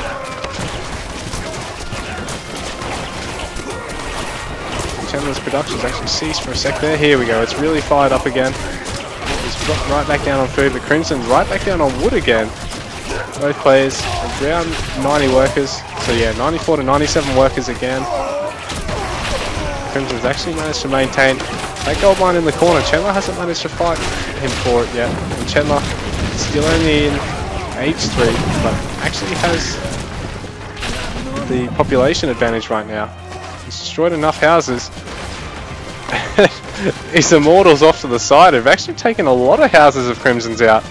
He's going to fall down to 140 max population, so he'll be population cap. Chenlo's all the way up to 175 versus 150 of Crimson. Going to bleed a couple of the units over here. Meanwhile, over on this side of the map, there is going to be a fortress, but I don't think it's going to finish up in time. This had just pulled away a couple of Woad Raiders, and already Crimson's army is a little bit smaller than its opponents. He is getting the Carpentum Champion. He's going to get the area damage. He's going to get Horseshoes, just to make his cavalry that little bit tankier, a little bit faster, a little bit stronger. So more houses and production facilities going down over this side. Battery rams have been prepped here for Crimson. He hasn't managed to really be able to rally them in just yet, but he's got them in position to try and take that town centre of Chandler's just off to the left side. Just over here, that looks like the fortress isn't going to finish in time. The Woads are actually able to interrupt that, so Chandler unable to finish off that fortress on the right hand side of the map, secure the gold mine. And he is rallying everything over to go and deal with this. So that's not so wise, because in the meantime it looks like Crimson is going to try and push into his base with another mixed force. It's not a huge force, so if he had been here to intercept this, it could have really been bad for Crimson in a way, because that's only a tiny force. And he only needed a couple of units to go and deal with this. He's never going to catch the Woad Raiders in open space like this. And Chandler might have made a really big mispay right now. He's trying to fight over this gold mine. He's going to lose his town centre. He's going to lose a lot of villagers for trying to take this gold mine. He's going to get interrupted there trying to transition to the stables tech. And we see a GG. So I think if Chandler hadn't have moved out there, I think he possibly could have... We could have had the opposite result. Quite possibly. But in saying that, yeah, he was still down the age. Don't know if his population is, yeah, quite down. So he must have lost quite a few workers with those Woads. Really not prepared to try and fight for this gold mine. In the meantime, a nice parade push from him, but a really, really nice defense from Crimson, holding out for several minutes there against his opponent. So GG guys, that takes us to game number 4.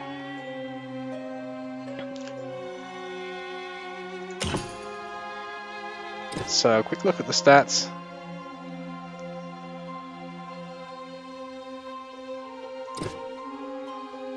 Yeah, it's a bit of a continuous fight there. Really nice fighting there by the two players. Really good back and forth. We go to the scores. Here we go. So Chandler actually able to gather a little bit more food than the Celtic opponent there, but down on every other resource. In terms of the techs, Crimson eventually able to double his number of techs, slightly ahead in terms of the number of units. So GG guys, that takes us to game number 4.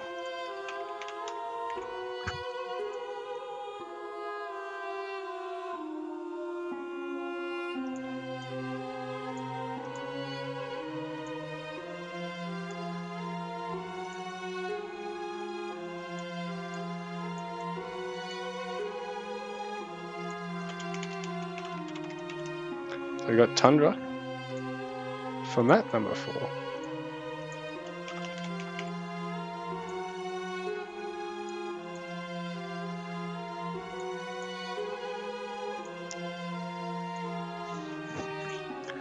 Alright.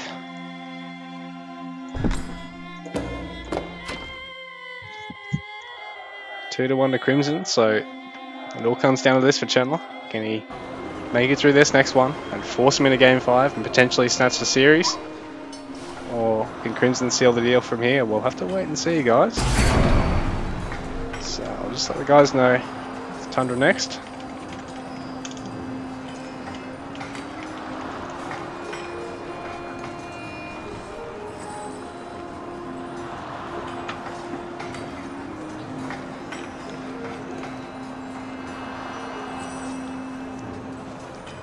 So Crimson's going to swap civs. Chandler, I think, is going to opt to stay Persian. We'll bring you some more action live in just a second.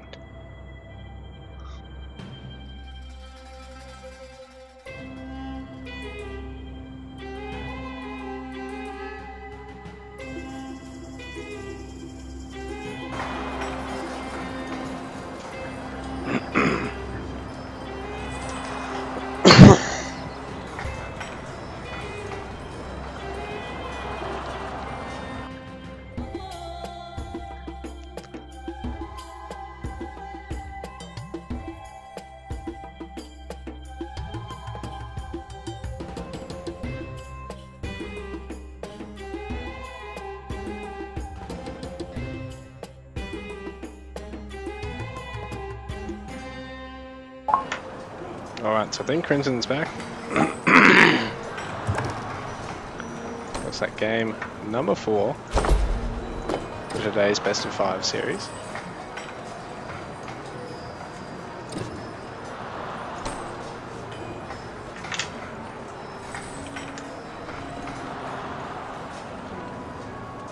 Crimson, will just be 1 second. Got a Greek v Persian matchup coming your way.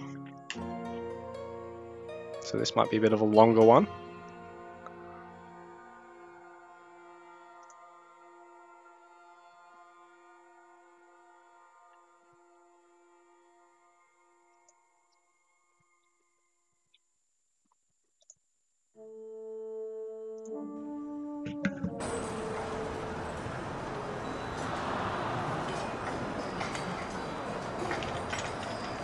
I might go for a quick smoke myself, guys.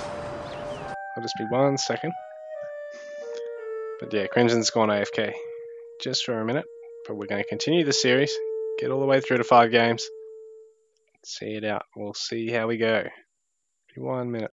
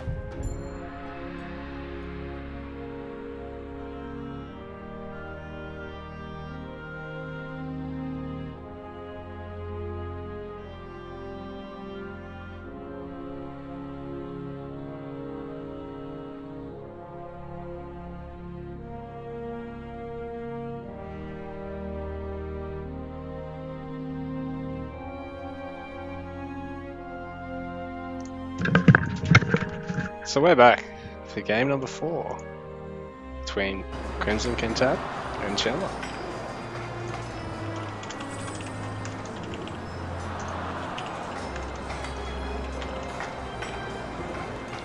It'll just be 1 second to get ready. It looks like they're both ready to play.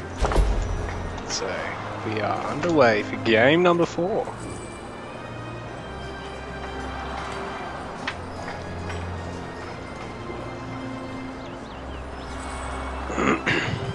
Actually, I think Chandler might not be here just yet.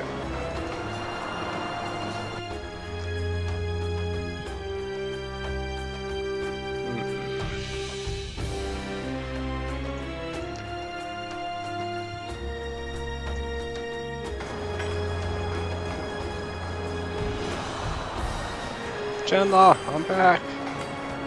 Get out of the chat.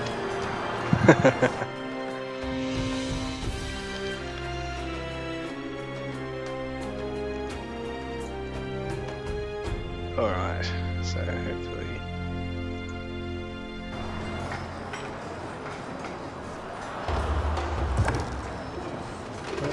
What's happened? I think it's kicked Crimson on us. Okay. Probably all gonna restart.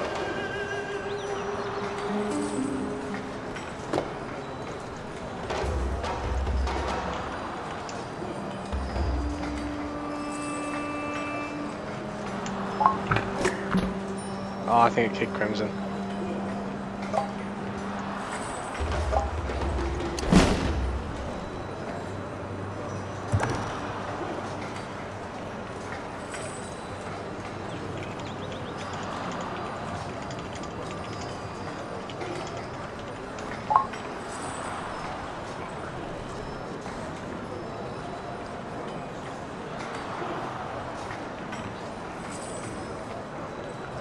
Alright. Take 2.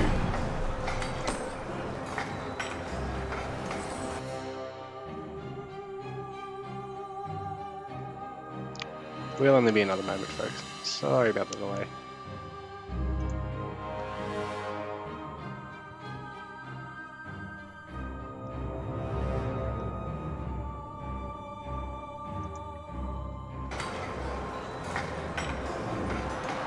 Alright, well, if we can find an opponent for Striker.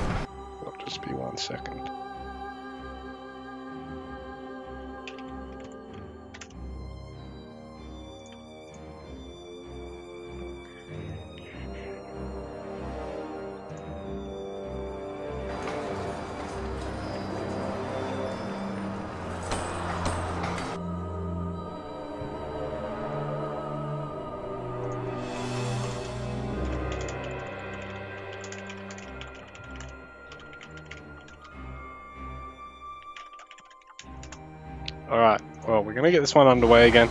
Sorry about all the delays. Looks like Tundra it is. Full game number 4.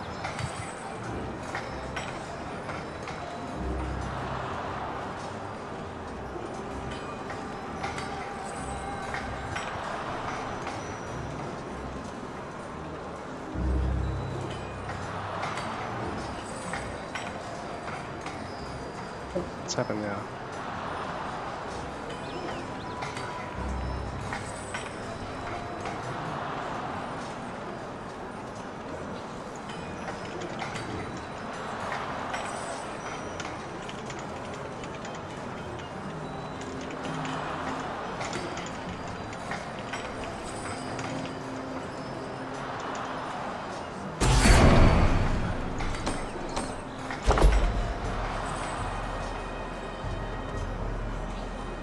Oh, there we go.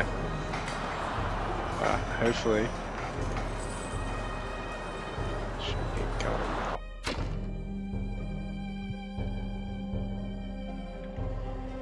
Yes, so we are underway for Tundra.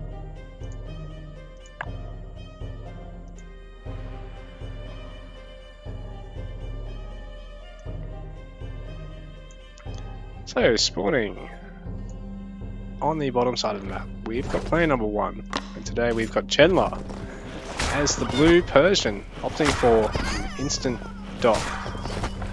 And on the top side of the map, as the red Greek player, we've got Crimson opting for a storehouse. He probably could have put it here and actually doubled up as a wood storehouse as well. But he might just be looking at getting out that really early barracks.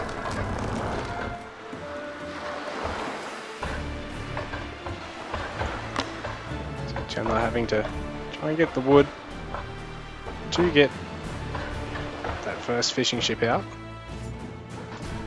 Crimson on the other hand, just getting his dock on the way now. Not gathering any wood himself just yet. So both players wanted to take advantage of the fact that there is this little waterline at the back of the base.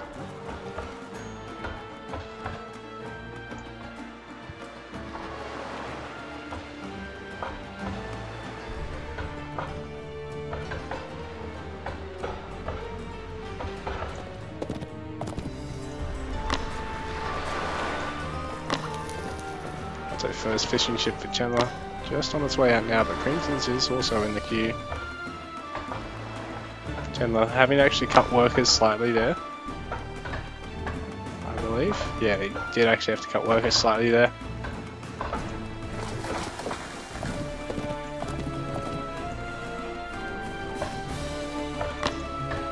So he's got 9 workers, the Greek player already one ahead in terms of the worker count. But slightly behind. Oh, actually, yeah, slightly behind in terms of the fishing ship.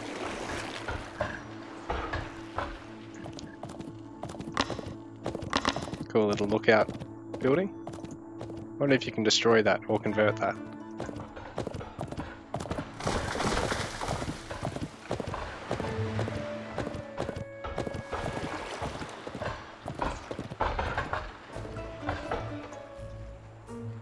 So now Chenla actually looks at taking his next storehouse. There's a lot of distance gathering actually going on here, guys. What's going on?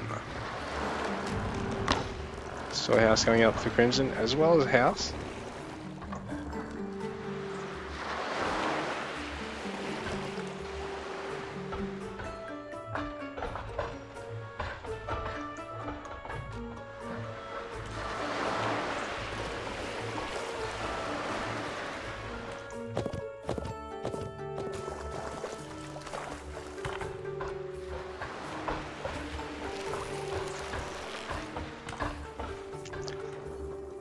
So it's a little bit of a slow paced game, this one. Both players opting to take stone, take age 2. No initial harass at all.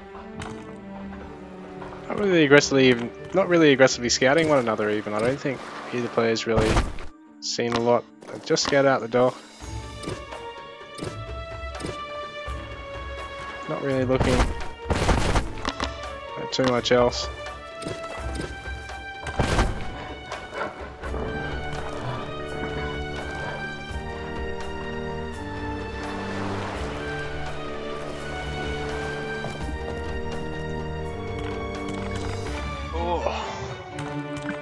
on second thoughts, I don't know if I'll be able to cast Striker versus someone else after this. I'm starting to get a bit sore sitting here. Bronze Age coming out now for Chandler. Crimson's is a little bit delayed, but he's a little bit up in terms of the stone for it. So he's going to actually be able to get a TC up slightly quicker than Chandler. Going slightly sharper. Counts, we've got 19 to 19, so it's roughly even on that. Chandler's actually opting for the quicker handsaw upgrade than Crimson, but in saying that, he's a little bit behind on the town centre.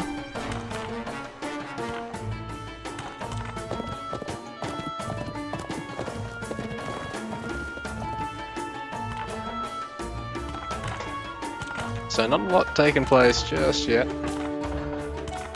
Chandler's still setting up to take his second TC. Crimson got his. Actually getting an archery range first. It's the first production facility of the game. Hello, little birdie.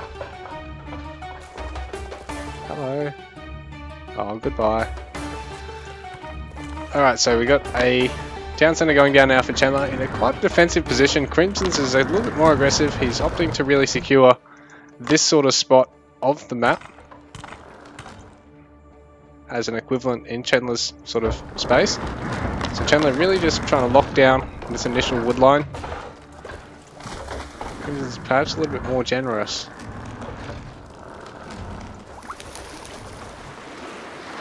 There's 3 fishing ships out now for Chandler. Crimson on 3 as well. Neither player's opted for a second dock just yet.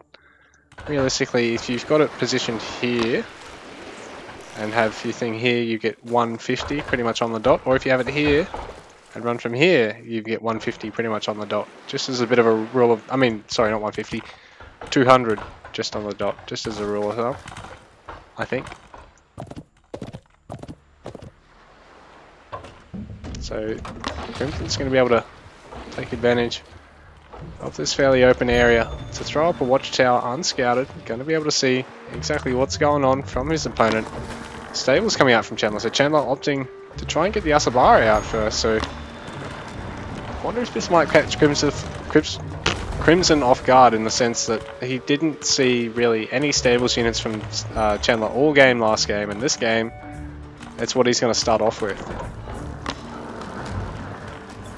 So I wonder if that's really going to work in Chandler's favour, and because Crimson has opted for the range first, he hasn't really got anything in terms of a quick harass option at the moment. He's not really going to want to throw away the Toxotes just yet. They're quite an expensive unit, quite a good unit to hold on to for now. So the Greek players typically do take it quite cautiously in the start, because the better it goes on, the longer it tends to be for them in the matchup.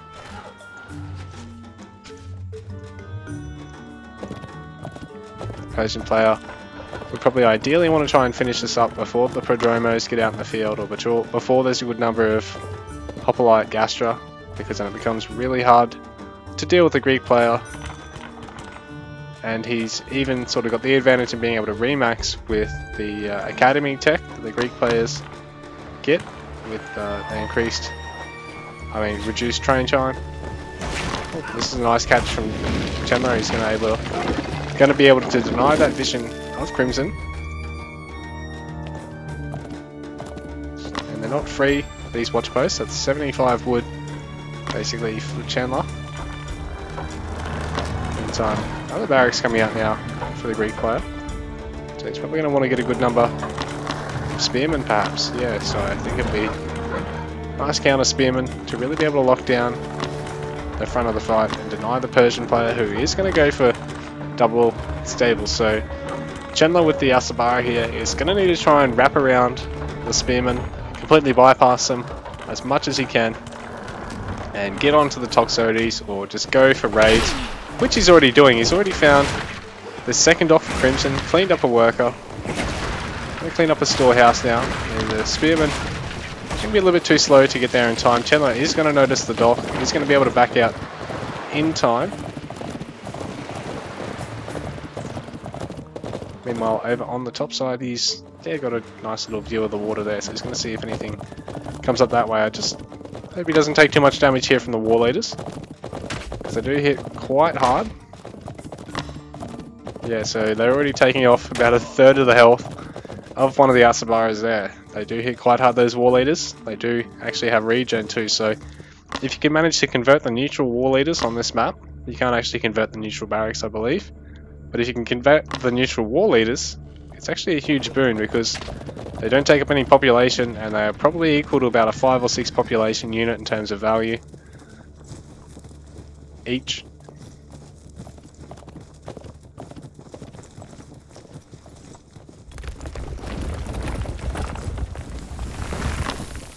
Quite sure what's happened to the music, guys. I'll investigate that in a sec, but oh, that's a big number of workers and Chandlers that are actually going to get picked off here. He's going to lose 3 of the 9 workers there that are caught out. Going to have to cancel that and get back to that.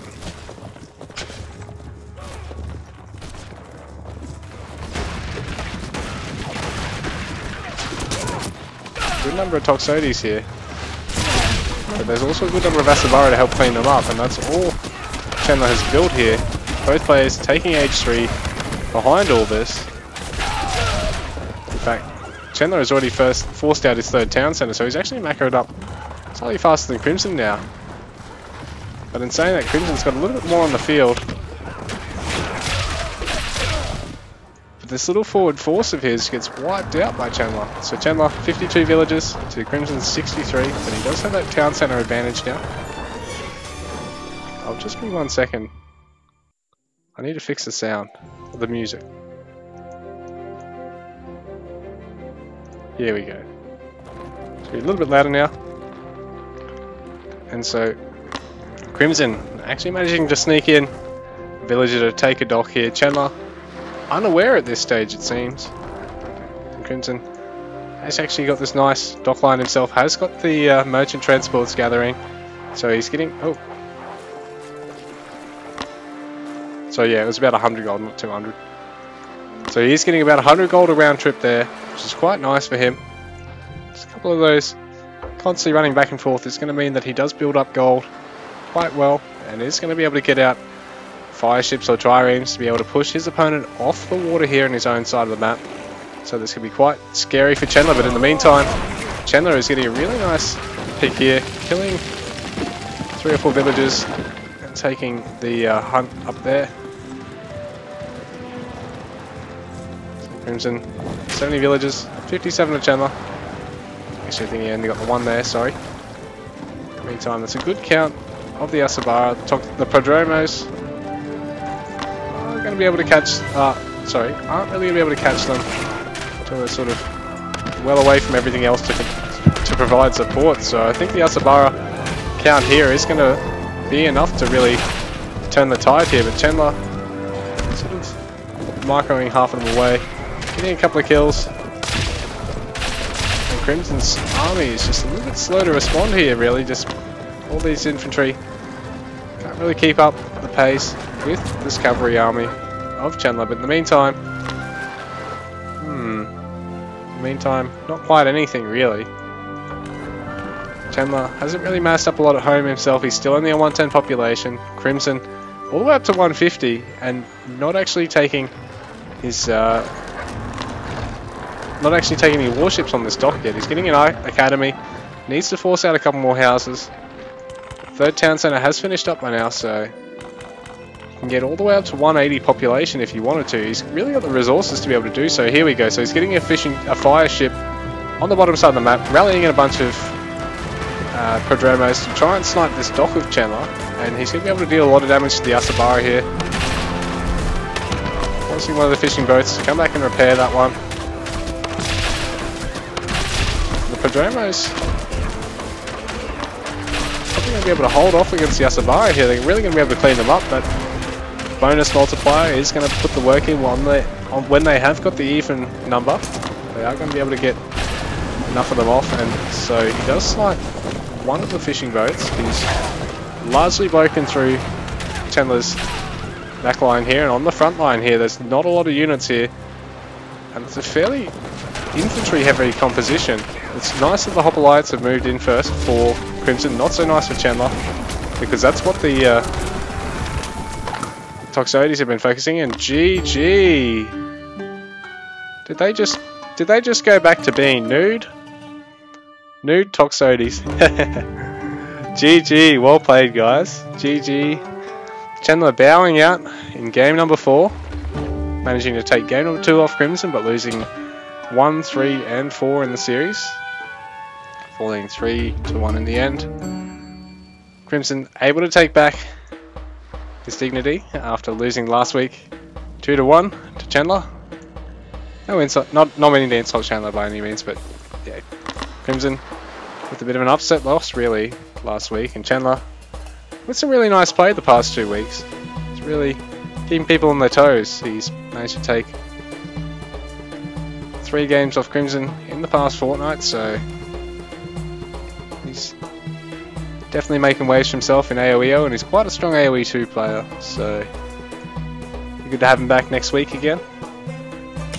And I think if he just sort of gets the feel for those new maps, he might really start making a bit of headway. Anyway guys, in terms of the idle villagers, Crimson actually faring a lot worse than Chandler that game, but in saying that, he did actually have more villagers to go idle. Chandler unable to really keep up with the pace of that weird mixed economy, I think, and Crimson able to also sneak in that sneaky fishing fire ship and just get a couple of good trades. Prodromos against Asabara. It's not so good for the Asabara. Really, the Persian player is probably going to want to switch to mounted archers because they have a nice anti-cavalry unit, and they're not actually cavalry themselves. They've actually got the range flag, so it sort of forces the Greek player to getting more Sarasofroi out again, and you know, then it's sort of an even exchange, because then you can just keep getting Asabara again. So I don't know, I think it all comes with experience too at the end of the day, and GG guys, it's a bit hard to play on the spot sometimes, in front of the lights, in front of the camera.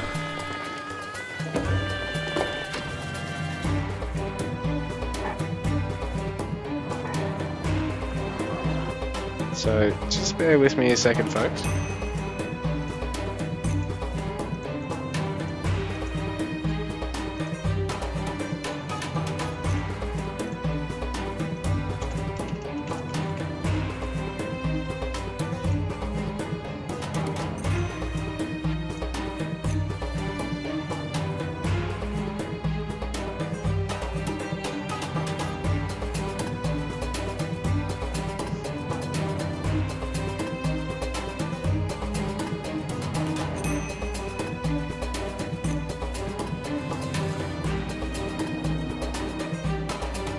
So guys, sorry to sort of just sit here idly. Have we got anyone to play striker?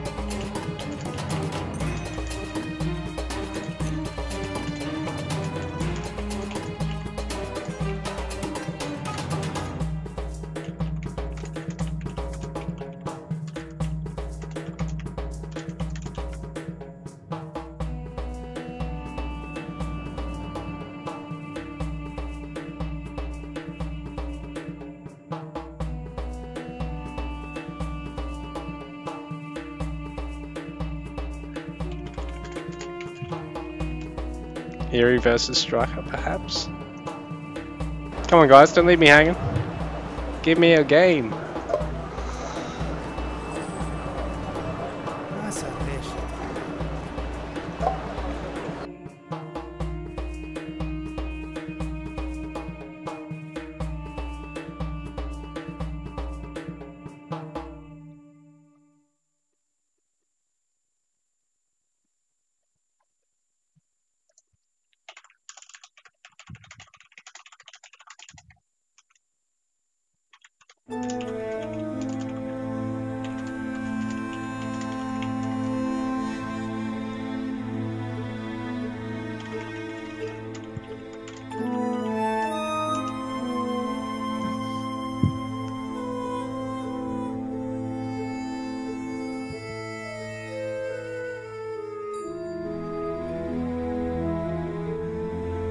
Sorry guys, we'll have something ready in just a moment.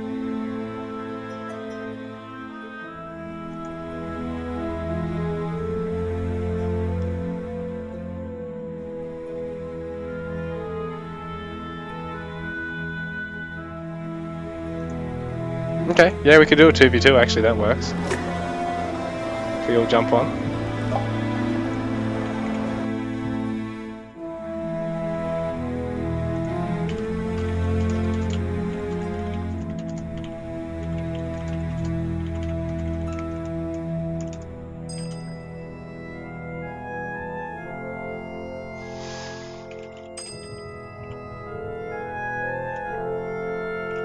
Just YOLO it, wow, just YOLO. Make esports great again. Is it the Hoover? It's like eerie. It's just about online.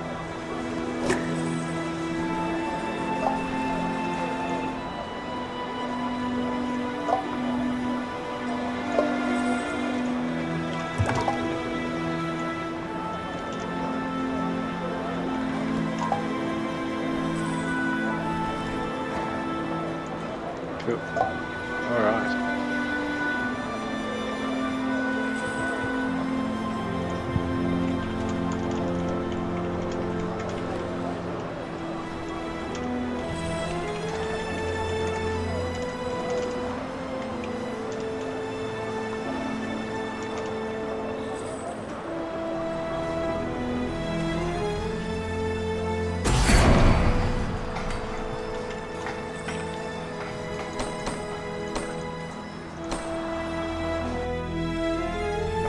Just change something real quickly. A couple of things.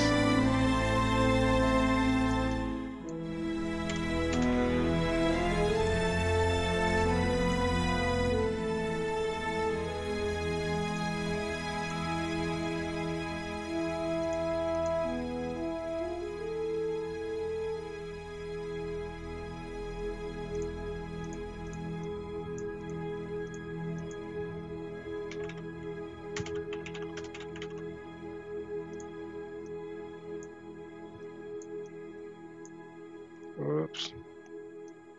I will get some slightly less formatting. Here we go.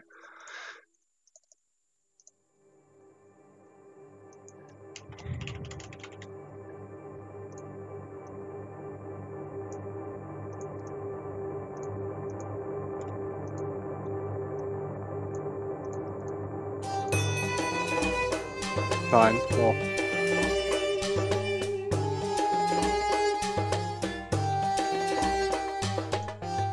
Oh fuck, I just moved something.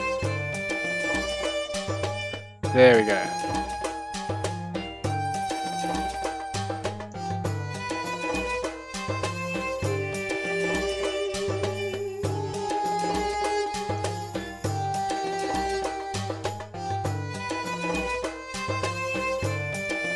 Oh my goodness. This is gonna give me a headache.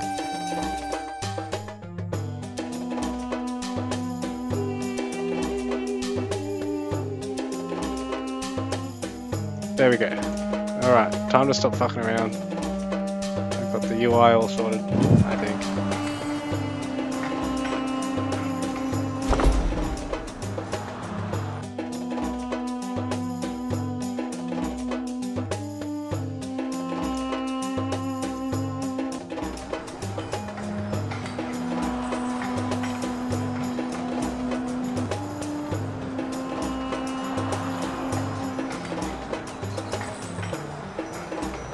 Fingers crossed.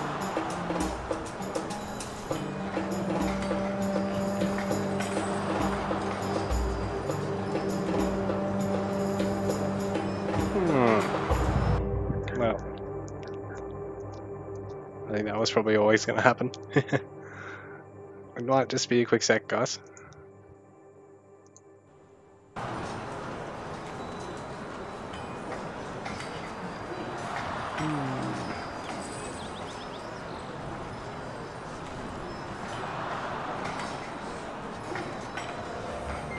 Weird.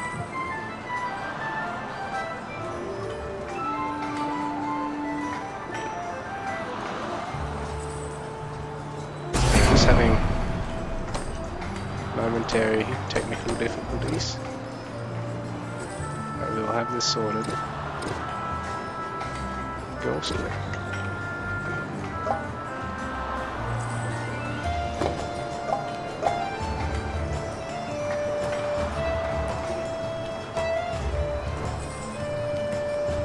So we're just shuffling host real quickly.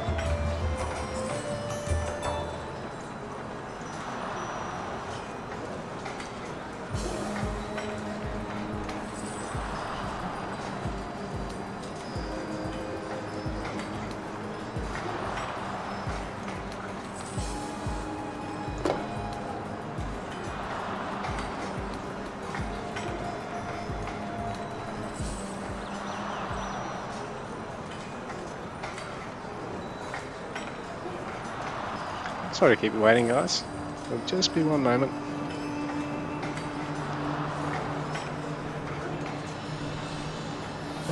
One of the guys is just having some connection problems, so just bear with us. We'll work through it quickly.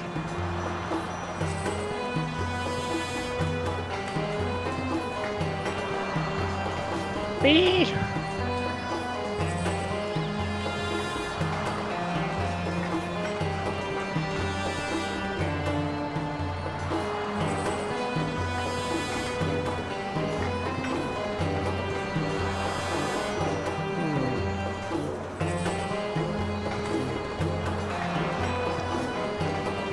Maybe I should restart. I wonder if that's a problem.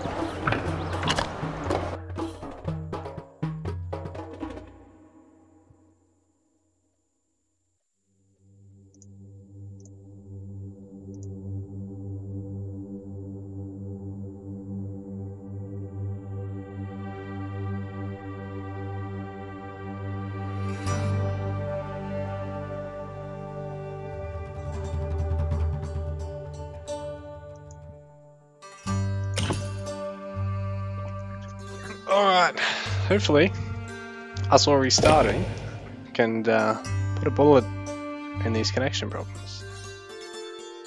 Cause they're getting to me! Me!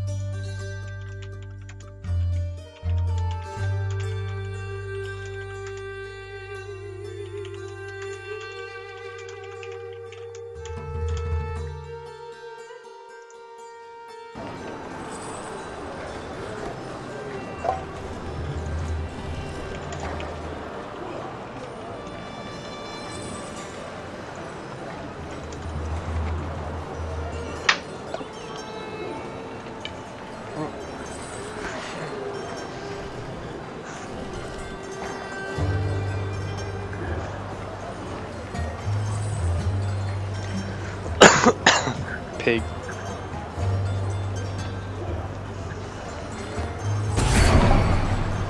Here we go.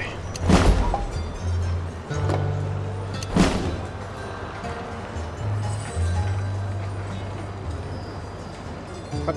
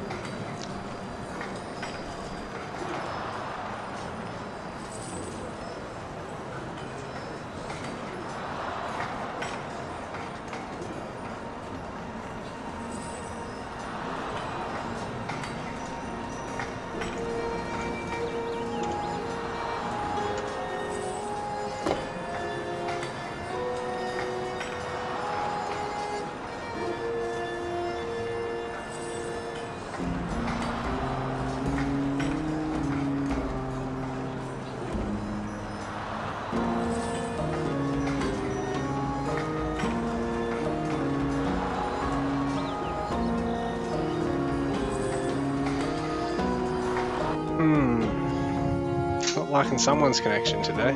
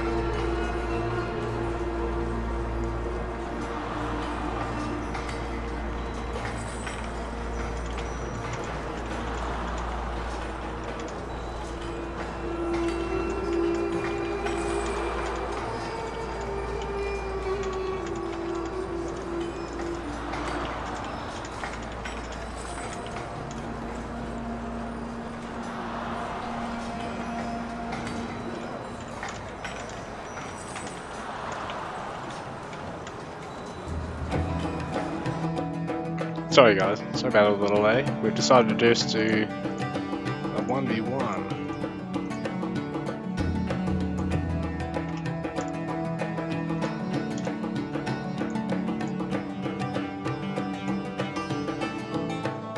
Ooh, getting a bit lost here.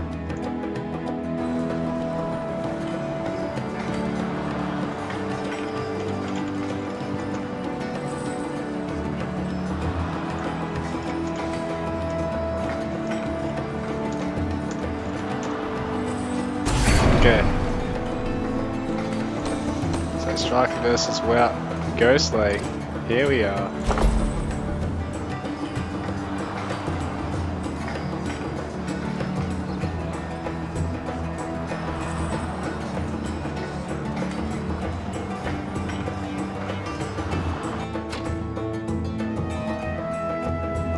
Fuck, I probably shouldn't have said best of 3. Alright. Ghostlake, here we go! Fuck.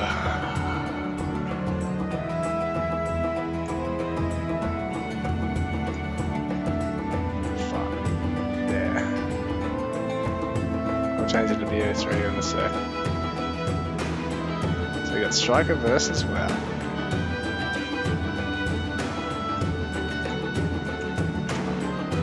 Oh, it's a best of 3. On Ghostlake. So spawning in the bottom side of the map, we have Striker, player number 1 today, the Norse, taking his first storehouse, gathering a bit of extra wood, probably wants to try and throw up a first an initial barracks, scouting out with his range scout basically immediately. Wout, on the other hand, going with the 2 storehouse opening, finding his 3rd hunt already, clearing that.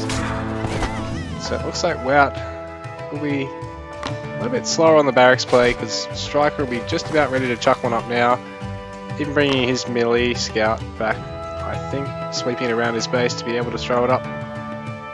Yep, so he wants to be able to chuck that up with the scout and the villager.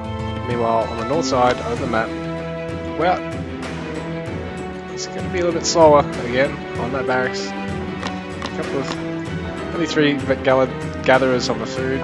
The rest onto the wood for this point in time. He wants to be able to get that barracks up as quick as he can now that he's gone for the slightly greedier opening. And Striker, on the other hand, it's going to be a little bit slower on the storehouse, but it's going to be a bit faster on the barracks timing. So interesting to see how this fares both players. Wout managing to take all 6 of these sheep here.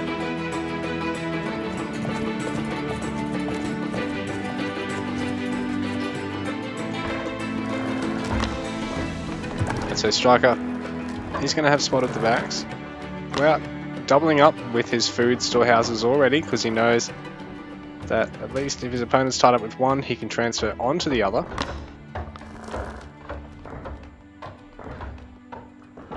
And this barracks for Striker is going to finish up with only the melee scout finishing it up now. So it's only going to kick in just before the Celt barracks, actually. Longhouse going down here now. Well, spearmen for both players. Celt only slightly behind the Norse player in the end.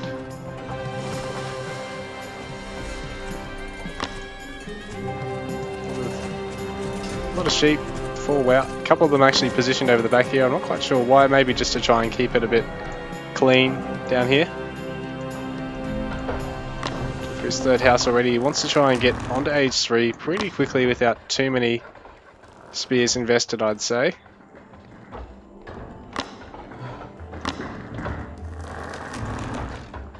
Pretty cool looking spearman. What do you got on there? Heavy spear of Girugamesh. There's minis.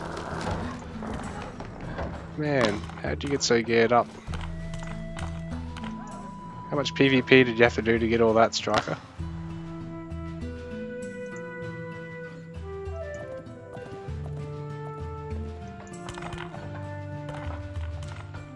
Both players not really looking to put the pressure on each other just yet. Wout's slowly moving some spearmen across, sending some others to go try and chase down this ranged scout. Sort of going to get awkwardly caught here, but it will fall in the end. So Striker has paused the That wolf.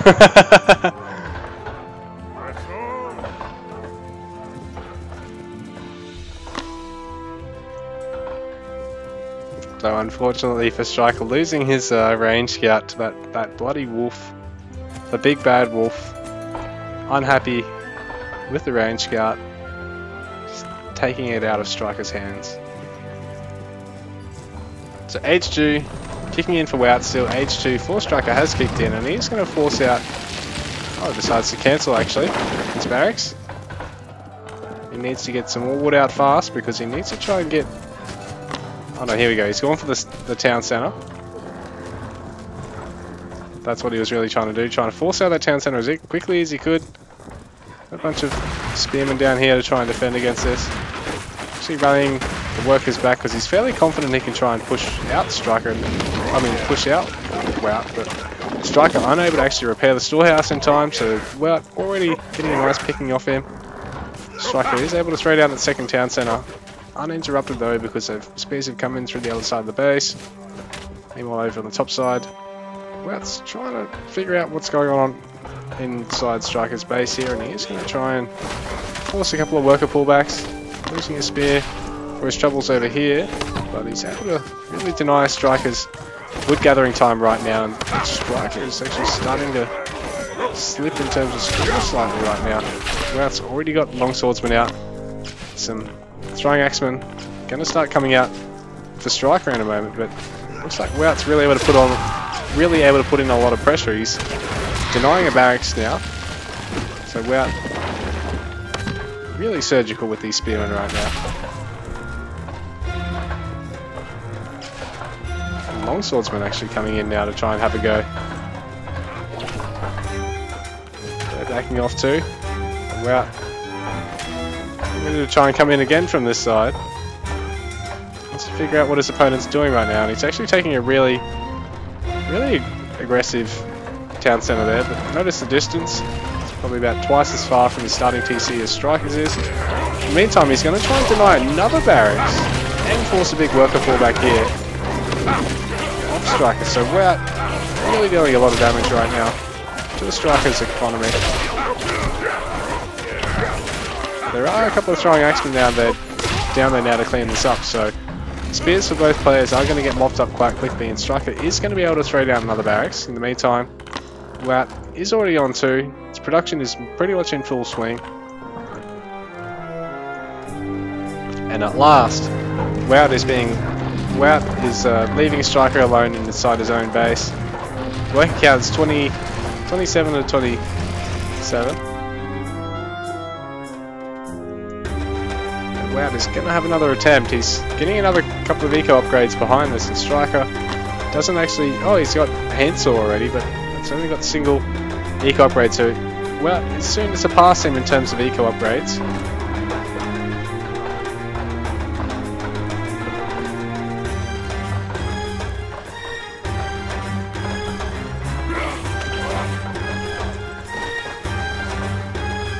So there's enough Norse infantry here to really stop the Kel player from being able to run in with a split force, but in saying that, while it is one big wall, if Wout can time this right, he can run straight in with the quick Celt infantry and try and pinch a couple of villages on whichever side Striker's forces aren't on. In the meantime, we see that go down.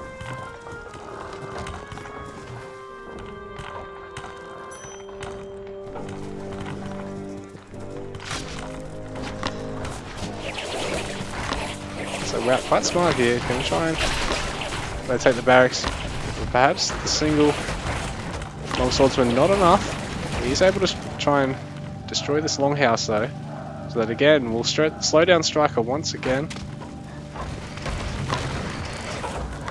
Oh no, here we go. Striker actually manages to save it just in time. So Wout forced to play a little bit more defensive now. He's got his age 3 on the way. And so all game Wout's managed to keep the momentum up because he needs to get onto that age 3 before the Norse player can really get cavalry out in the field without an answer from the Celt. Looks like he's done it. He's got that age advantage over Striker now. look at trying to work his way towards the third TC. Although I think he might actually be holding off on that just yet. Maybe looking at dealing damage where he can.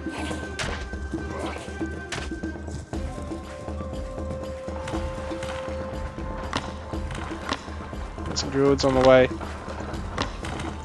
Hasn't actually opted for the gold mine just yet. Really gathering any more stone either. He's been sitting on 80 stone for a little while. Probably just waiting to try and get his melee damage upgrade or melee armor upgrade. Even though the throwing axemen are a ranged unit, they're an infantry, so they deal melee damage. Same deal with the mortals.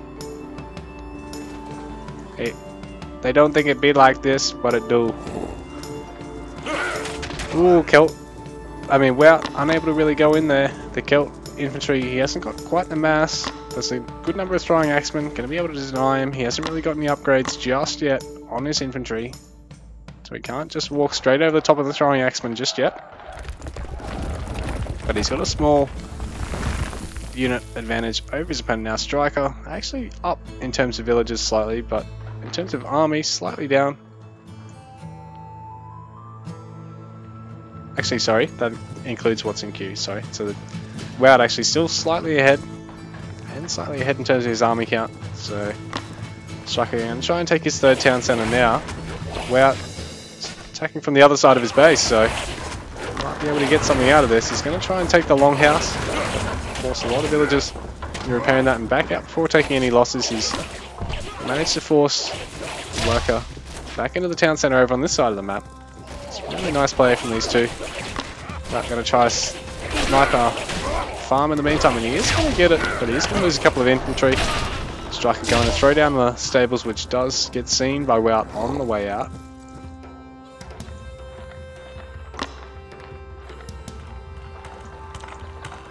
So Wout transitioning to bowman behind the long swordsman as well, and getting a couple of druids. So he wants to be able to really trade blows with the throwing axeman heavy army of the Norse player before he can get too many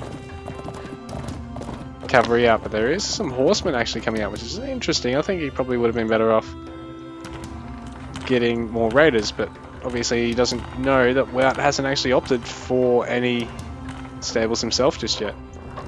So Wout, for the time being, sticking with a ranged and infantry only army. And the horsemen, they aren't going to be quite as effective against that, whereas at least the raiders, a little bit faster of a unit, and much better against killing ranged. Roughly the same, probably slightly worse against killing infantry, but yeah, really being able to shut down Wout's ranged from here is sort of going to be Striker's imperative. You can't sort of do that in this next fight. It might really hurt him. But that is a good throwing axeman count, so not to rule him out completely. In the meantime, Wout forced to bring some spearmen back to deal with these horsemen, but again, the spearmen are going to trade quite well with Norse cavalry, because there is no Norse counter-infantry cavalry, so to speak, like lancers for Babylonia.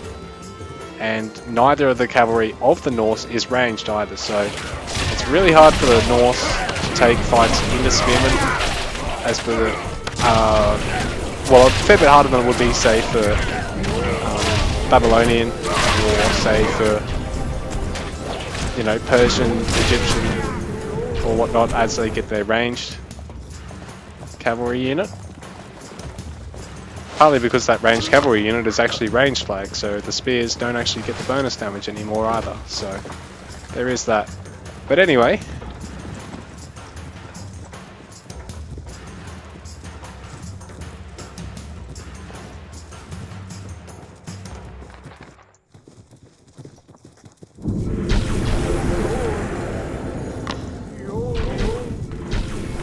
so both players pretty much into their mid-game stage now.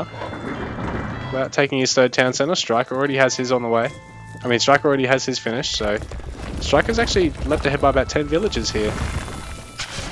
In the meantime, Wout has been putting good pressure on around the map and keeping Striker from being able to bank up a lot of any one resource here. And again, 8 villagers forced to have to garrison.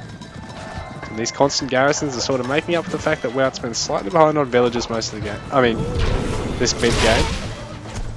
And there we go, getting another couple of good picks. Doesn't want to overstep with his bows here. And oh, this is really unlucky for Striker. Wout able to really eviscerate 6 or 7 workers there. But in saying that, everything is going to come in to surround the Celt army. Perhaps it was sort of deliberate, really, a bit of a bait. So Striker is going to try and hold with everything he's got here, but Wout has a huge number of bowmen. And there's not a lot of front line left for the Norse player, so the bows are going to be able to start hitting straight on top of the throwing axemen. There's no single raider here.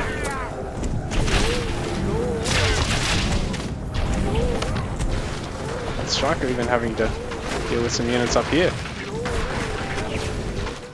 Wout looking at slowly creeping forward. Going to pick off another villager rallied out of that third town centre, so that's a bit unfortunate for Striker. He's going to have to try and rally it down towards this bottom side or something. Doesn't have a lot of health on these units either, so the Norse player, it's quite tough for him because he needs to get healing in age 3 in this sort of position, whereas the Celt player has had a whole age to prep for it. I'm not saying that anything about balance side of things because it probably is sort of favoured the other way, but yeah, the Norse player in this position really needs to struggle to try and force out his Great Hall so he can get his Rhapsody, or yeah, he really needs to get his healing out from here, probably, especially with these large unit counts. The Celt player can just get a couple of druids, sit them at the back of these range comps, and really deal a lot of damage cost effectively, and GG. Striker unable to move back out against Wout's forces. So it gives us a pretty quick game number 1.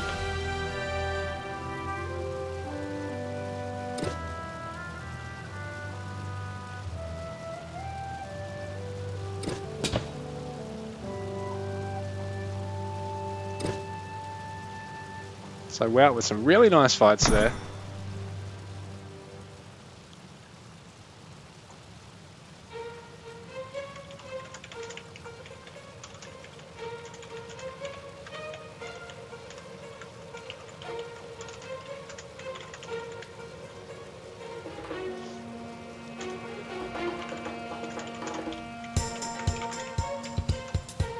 So we're going to either Tundra or Equal Footing for game number 2.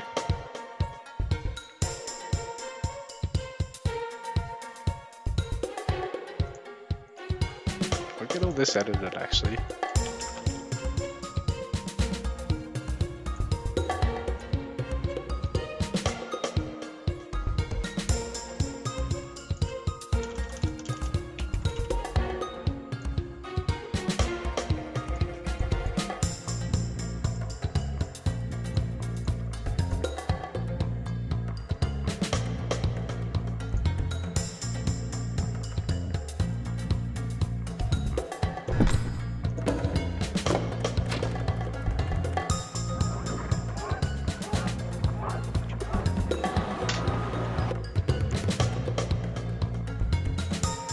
Just asking Striker which he'd like to do for game number 2.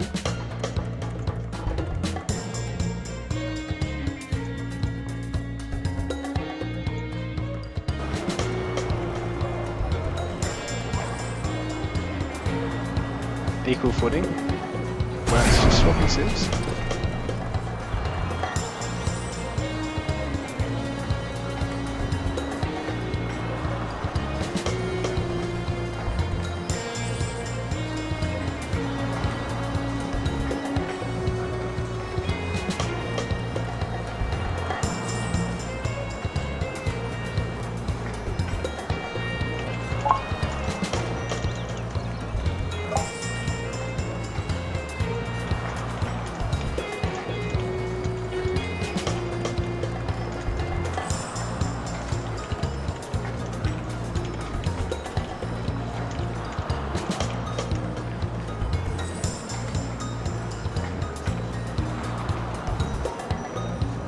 Alright, so we've got Equal Footing for game number 2.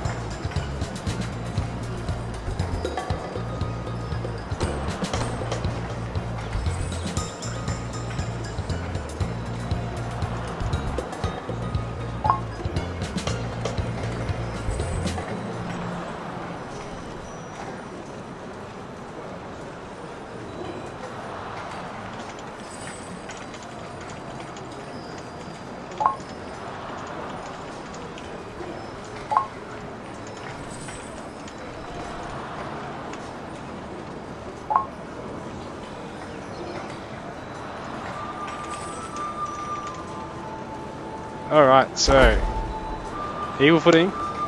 Game number 2, Wout versus Striker. GG to both players for game number 1, which is Wout taking the game. Celt versus Norse.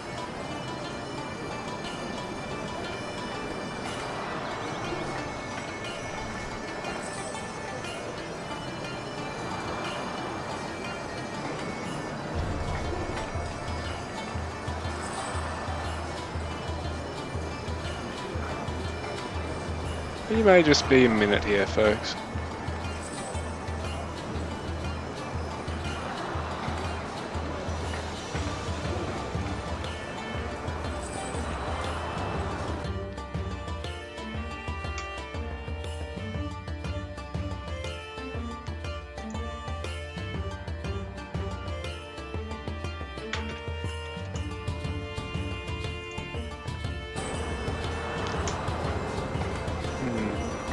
Just bear with me 1 minute. We're going to swap hosts because it's being weird again. I mean, I was able to host the 1v1 before. Yeah.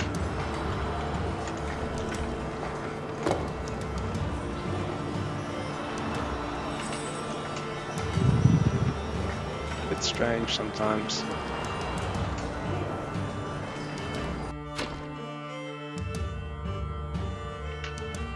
So anyway, equal footing. Wout on Persia. Striker sticking with Norse.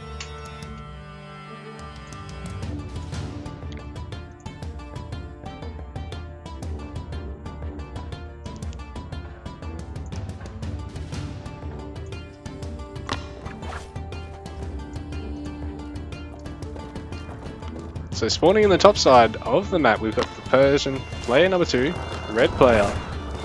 Give it up for Wout, hailing from the Netherlands, and spawning on the bottom side of the map is player number 1, the blue Norse player. We've got Striker, hailing from Germany, so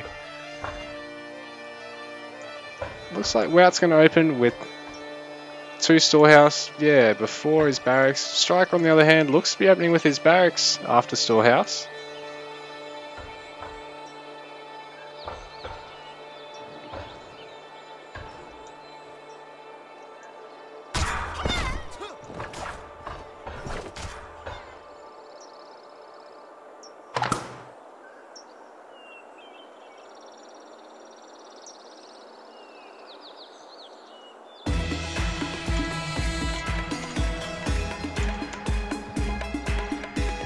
Alright, so Striker unable to actually find his second hunt before scouting out his opponent's base, so he's actually opted to surrender that one.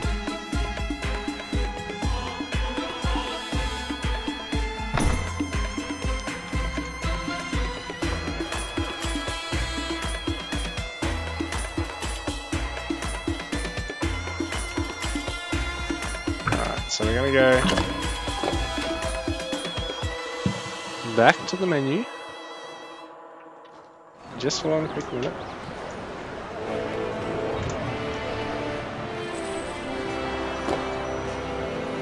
Yeah, sometimes the spawns are a little bit uneven, so just have games like this where we just restart and play another. So equal footing. Do I really have to do the introduction again? I guess I will, just to be nice. I'll swap the cameras over in a sec too, guys, because I can sit here gasbagging all I like, but all you can see is me. Here we go. So, spawning in the bottom corner of the map is the blue Norse. Yeah, he is Norse. Sorry guys, I had to think about that for a second. It's 2 AM, bear with me. The blue Norse player, we've got Striker, hailing from Germany, and hailing from Holland. We have Wout, the red Persian player, and it seems to be the same sort of opening that they were going to do last game, where Wout's opted for 2 storehouses first. Looks like Striker's opting for his first storehouse.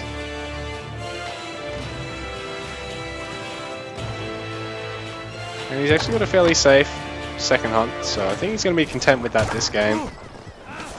running his military scout around his base because he wants to be able to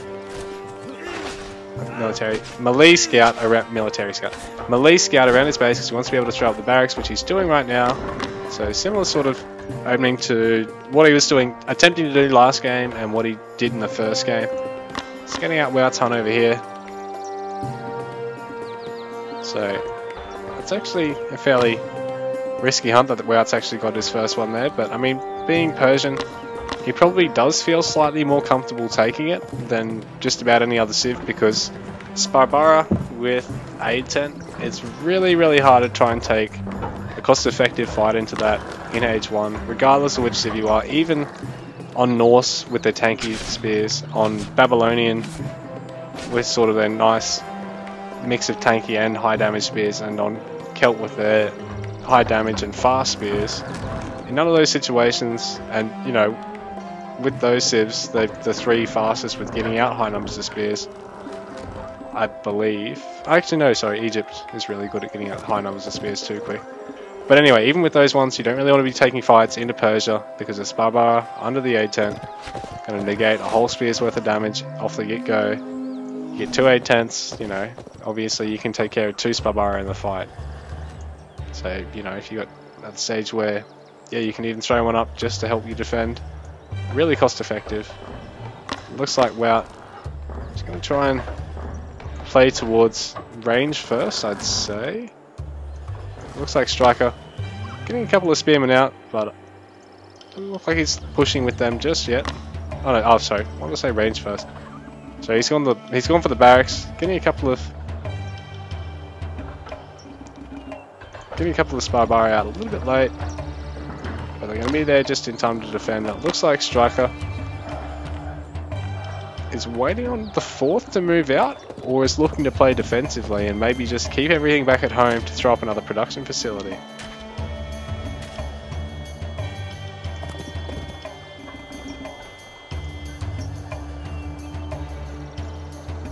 So neither player looking to move out just yet. Both just hunkered down tight, scouting one another out. Striker getting his H2 at pretty much the exact same time as Wout, really. Both of them pretty much neck and neck on the H2. Striker a little bit ahead in terms of his stone count. Striker also roughly even with Wout in terms of the infantry count right now, so Wout seems to be a little bit up in terms of score, so I don't know why that is. What is the secret, man? What is the secret? How come you've got just that little bit of extra score? I suppose it's probably because he's got an extra 100 food and wood in the bank. Well, 100 food, but about 100 wood. Striker's going to have to stone really quickly here, so there we go. Right onto the TC now. He's going to try and hide it as best as he can, because Wout is going to try and scout it out, and is pretty notorious for pushing straight in on to Striker's town centres. Striker does have the spearmen to defend this. The Sparbara are going to march down just to greet them, I think. This is quite a risky town centre, really. We're managing to steal a couple of sheep off Striker in the background.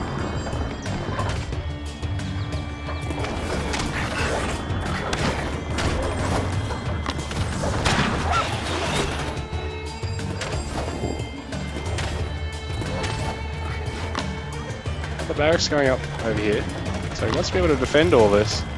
Really wants to get that forward hunt. Meanwhile, over on the backside of his base, this initial hunt, or this initial hunt, is only going to finish up just as the Sparbara get here.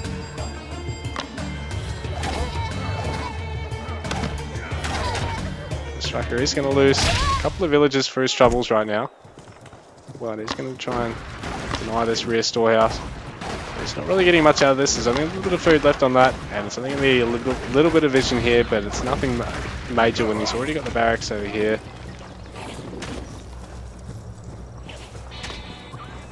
So Wout fleeing. He's got his Sparbari in retreat, meanwhile back at home. He's opting for a range. Interesting that he's distance gathering right now. Maybe looking at throwing up the storehouse later. And he's circling back around. Wants to try and deal a bit more damage to Striker. Forcing a garrison there. Will at least Sparbari be able to do it? Striker very quick to garrison some villages across, just to get them in a nice repair position. Gonna get a good surround on the Sparbari here. Get a couple of good kills here. But wow, in the meantime, he's ramping things up. He's getting his second range behind this and his stables as well, so Striker having to desperately keep adding production facilities himself. He's on 2 racks, he's getting 1 stables, but ultimately he's still going to be a production facility down.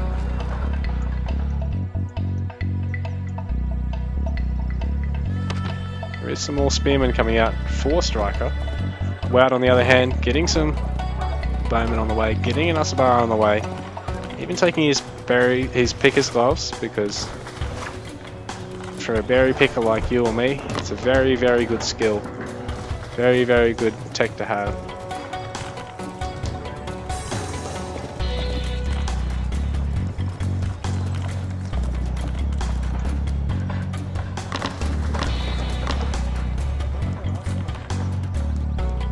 Bit of a lull in play right now.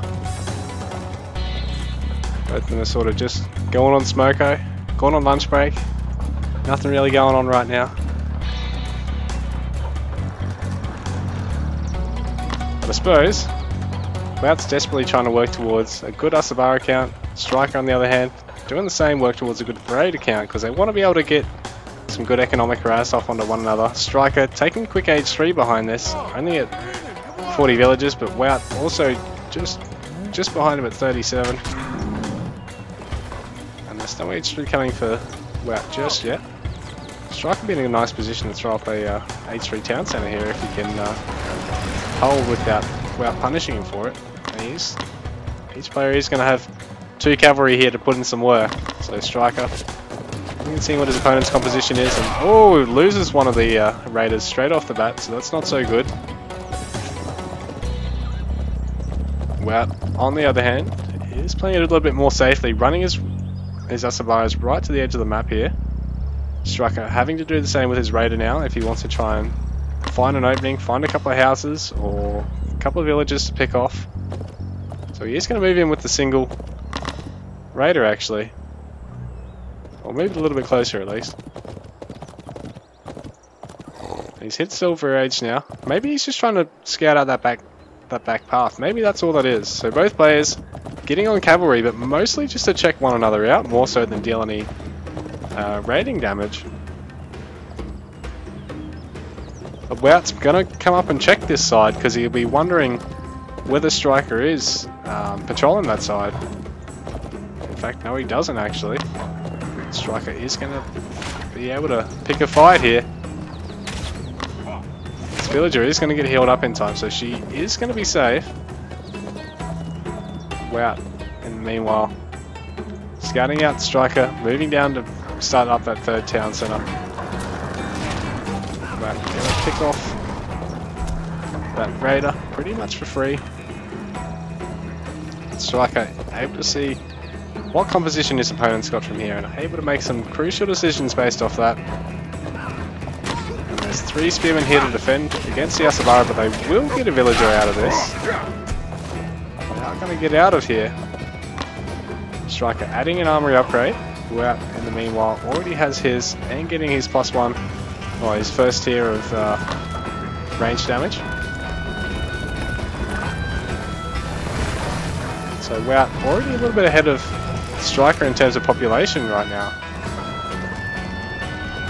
Not a lot of army out in the field for the Norse player, and the Persian 3 villages ahead already. Which is a bit of a swing back in his favour considering Striker already had that 3rd town centre just that little bit faster, whereas, I mean, already has that 3rd town centre, and Wout still just hasn't gone down just yet, so 3 villager production to 2. Wout's probably going to have to chuck his 3rd third up pretty soon. Otherwise, he might start to slip further and further behind on work accounts. He might be ahead at the moment, but that's only because he's managed to snipe a couple of strikers here and there.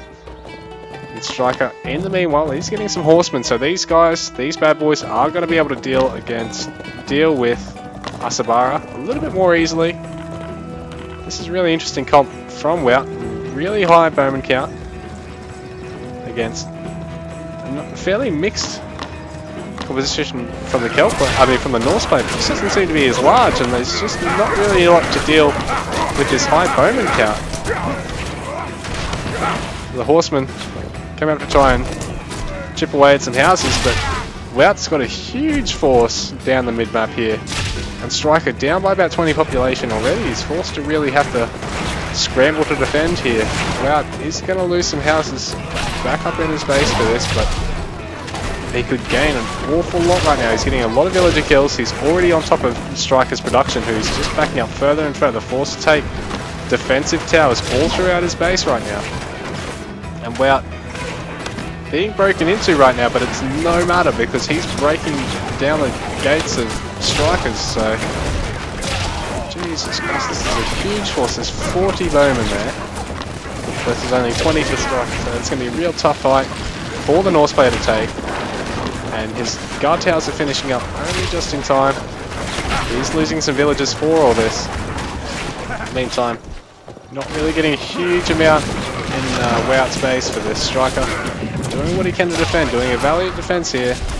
Everything he can, but it seems as though Wout has got just a little bit too much at the moment, and he's sort of relying on an overplay from the Persian player to really get back ahead now, because he's starting to really slip behind.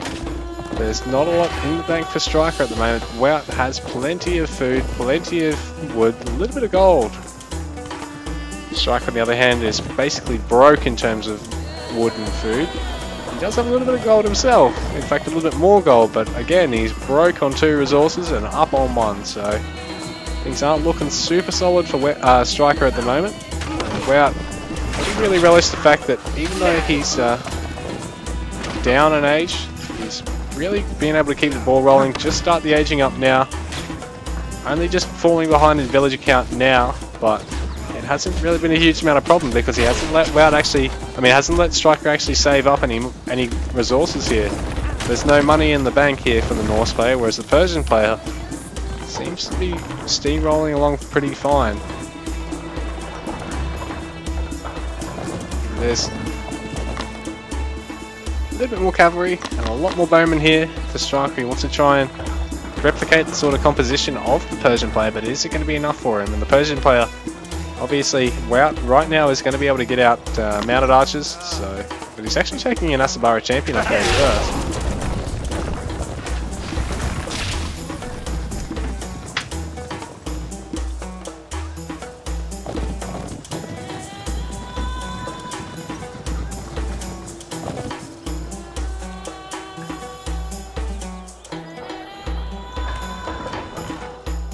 Really good vision of Wout's here. You can see just about everything that's going to go on here. Striker, on the other hand, just about playing blind at the moment. No offense to him, but there's not a lot of map control going his way at the moment. He's not really going to be able to see anything happening. And Wout moving up to take this gold mine, actually. These 8 tents could come in quite handy, because as Wout backtracks here, that's going to mean 30 healing per second on the army. It's going to come in quite useful. It's going to keep the Asabara at the back pretty healthy to come back around and go in for another attempt later on this fight. There's a Rhapsody here, just trying to convert. And Striker's force doesn't really seem to be anywhere near as big as Wout's, even though they're roughly even in terms of population. Wout down by about 15 villages actually, so that explains it. He's able to field a much bigger force here. And if he can force Striker off anything, it'll really undo the worker disparity. There's a bunch of bowmen actually just rallied on the other side. This wood line is going to force a big worker pullback from Striker, so Wout really seems to be putting in the work right now. There's a siege workshop coming out for him now, and this is going to mean he can really put a dent in Striker's production. He's throwing up 5, 6 stables in the one spot, as well as the stables that he's already got. So Striker evidently wants to try and deal with these bowmen as quickly as he can here, but has he left it a little bit too late perhaps? Because Wout is really relishing the chance to just mass up this high bowman count and just chip away at his opponent's army all day long. And the longer Striker this leaves it, the worse it's going to get, because there'll be siege entering this mix soon.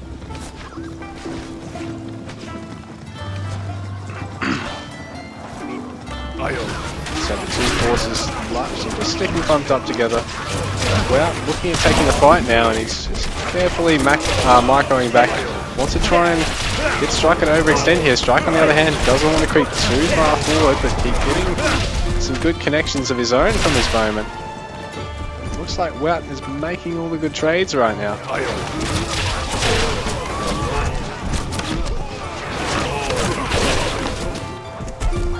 So Striker actually slightly ahead of Wout in terms of population, but 2 houses short, so he's going to be able to max all the way out if he needs to. And yeah, there's a ram here for Wout, so he's going to rally that one around the side, but there's already some horsemen to deal with this, so Wout's going to need to try and split some infantry or some of his own cavalry off to try and deal with this. He's throwing up some forward barracks because he wants to try and flood his opponent with Sparabara as quickly as they pop out, and maybe even get some forward tents. And Wout now really moving in for the kill. Striker's army's over on the other side of his base, trying to wrap through all the buildings.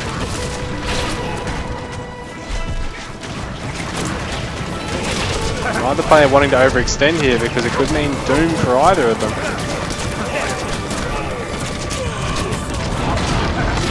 There isn't really a lot of front line here for the Persian player, the Norse bloke. Striker has plenty of horsemen here, just chipping away at whatever else is getting caught, running away. And there's a ram stuck in between the two buildings here, so things are actually starting to look a bit hairy for Wout right now. Striker really seem to be fighting quite well against him. So he's going to try and stack on top of the tents with the buildings here as well, so Striker is going to have to choose carefully what he wants to focus, what he wants to kill. There's siege, there's aid tents, there's barracks is here in the middle of all this, so... Meanwhile, Wout has really slipped in terms of his population. He's down to only about 135, Striker's up to about 160. But these rams popping out is really crucial for Wout, because that's probably about 100 shots from the bowman there, and it's not much coming out of it.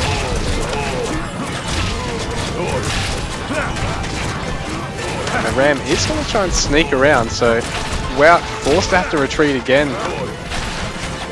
Striker has done a good job at holding him out, but Wout is going to try and pinch some stuff here. He's going to try and take towers out and try and maybe come back and raid his opponent now. So Striker creeping forward in terms of score lead now. He's up by about 25 population.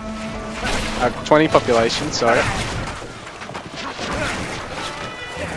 Wow, losing this little forward base of his.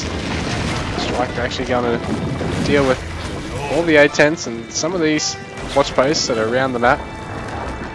Striker throwing down his marker line. Can't see one for Wout just yet. It's interesting to see if he does have one in soon. Striker seems like a really big force on Wout's doorstep right now. Things are really looking the opposite of what they were just looking like 2 or 3 minutes ago. Wout really down in terms of score. Striker, if he just gets two more houses, he can really relish in the chance of a 180 population push. And really deal some damage here to Wout, but if he doesn't get them out, he's really handicapping himself. He needs to get those 2 houses.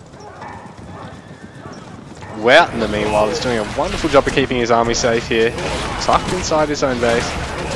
Buildings are taking a bit of damage, but while this is all going on, he's massing up units. He's getting back up to 160 population. He's really only down a little bit behind his opponent now, and can take a good fight in behind here. He's sniping some of the cavalry of the Norse player, the Persian player, really clawing his way back into the game.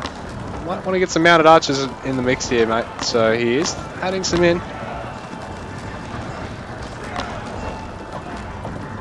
There's a fortress coming in too, so a fairly defensively positioned fortress.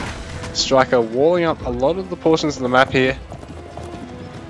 I'm trying to find if Wout is going for a market or not. So he's going to clear this side of the map. He's going to have all those walls there. He's going to really have the map pressure going his way now, Striker. Locking up more than half of the map right now.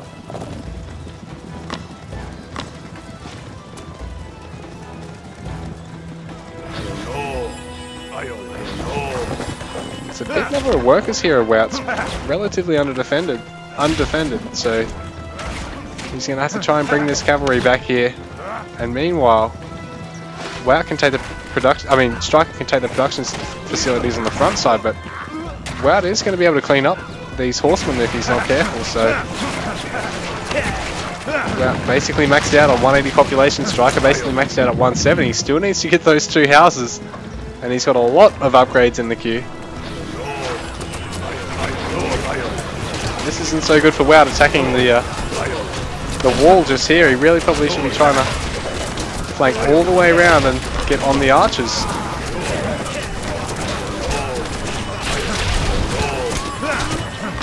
Got focus on the wall there, not so good for Wout really. He's taking a lot of free damage there and not really getting onto the bowman as quickly as he could have. Striker able to really cut through his army, but right now Wout forcing Striker back. He's got a lot of cavalry left, he's got a lot of low units left. But they're there and they are menacing, because if they do connect with the bowman, they will get some really good damage off before they die. And here we go, the horsemen should be able to clean up just about all of these while under the fire of the fortress. Oh, there we go. Have more horsemen coming forward to try and deal with the Persian onslaught. And Wout still down in score, but still up in population. Not a lot of resources in the bank and not a lot of space to play with here, but he's holding on with all his might. Striker 82 villages, Wout 76 at this point.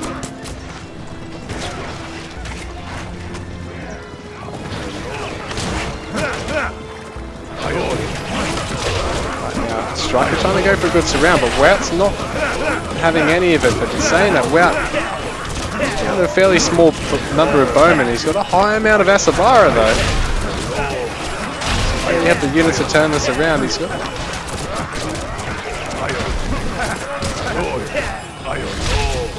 Wout's force is getting really thin right now. He's back down to 140 population. Striker up to 160 still. So the mounted archer count just not enough to deal with the horsemen there. Seems to be continually adding more and more, so he's up to another 6 added in. Getting some more bowmen in behind this. Getting some more Asabara and some more spearmen behind this. And Striker adding in some Rhapsodies as well. That's cool, they got like little helmets on them. That's so sick. And now Wout is really split up. Striker is going to be able to put this fort in a bit of a wedge in the middle of his base and just might be able to break Wout here. But in saying that, Wout has been playing phenomenally all series, so have to see if he can deny Striker the opportunity here. So this fortress is going to fall. Wout is holding on. The fortress does get reattempted just about straight away from the Norse player. In saying that, the Persian, plenty of mounted archers here to wipe out the horsemen. Players eagerly trying to defend the fortress here, and Striker is going to get it, but not without losing a lot of forces for this. And Wout still, oh here we go, Wout does tap out. The fortress just about finished, so GG. We do go into game number 3, guys.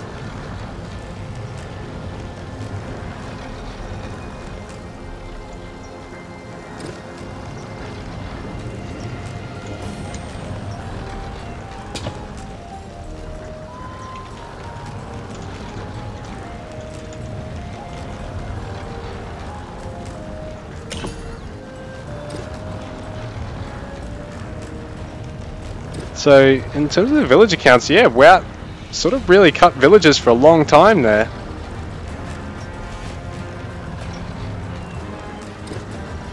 He's actually commenting that he didn't really realise that he'd sort of cut villagers for as long as he had. I think that might have been one of the reasons for his downfall there. He was actually up in terms of the score earlier, I think. Yeah, he was for a little bit. So GG guys.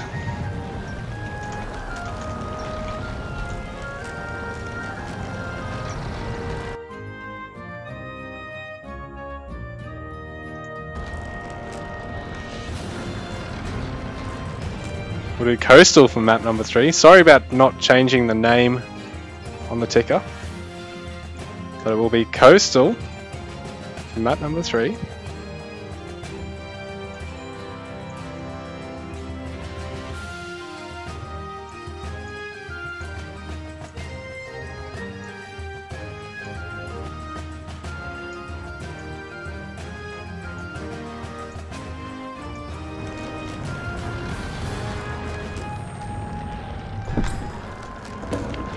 So Striker is again opting to try and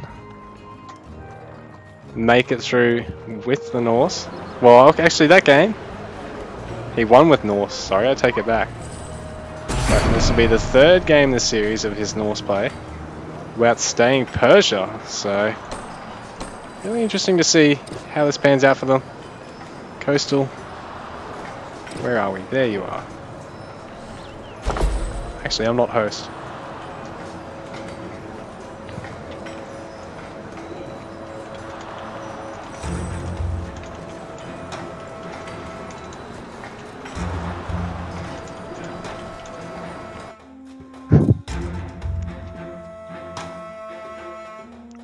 Should only be a second.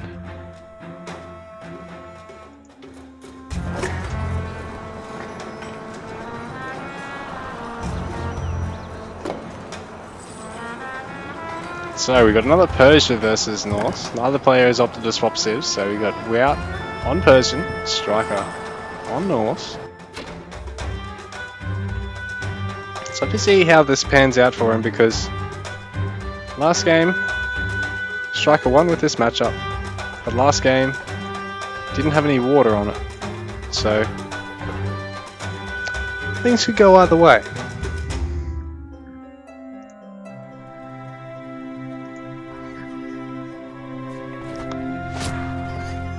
So spawning on the bottom side of the map as the blue Norse player, we have Striker. And spawning in the top corner of the map as the red Persian, and I thought that was dirty then for a second.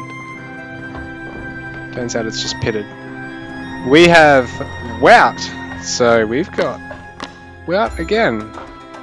Double storehouse, full production facility. Striker again. Single storehouse, production facility, storehouse. Well, single storehouse, barracks, storehouse. Although, could he be going... He's already going over 100, over 200 wood, so could he be going for a barracks? What is Striker doing here? He is going for the barracks, a little bit slow on it, but he's still getting it.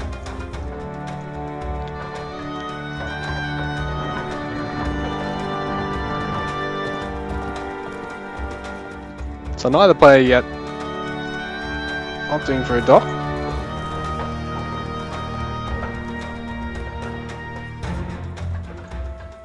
And Wout, he's up to 230 wood, so is he going to go for a barracks or is he going to go for a dock? Probably a dock, just judging by where he rallied then.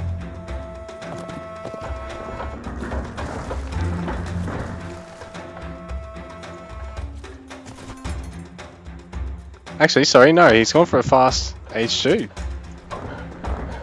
So Wout, aging up, hasn't got anything just yet, but it's taking the age. Striker in the meanwhile has got the barracks out. Why is Wout already so far down in terms of score? I'm not so sure why that would be. Was it just because Striker's banking resources still? Oh, yeah, I suppose the age 2. The fact that you got to cut workers as well. So Striker, still just in age 1, without taking the quick age 2.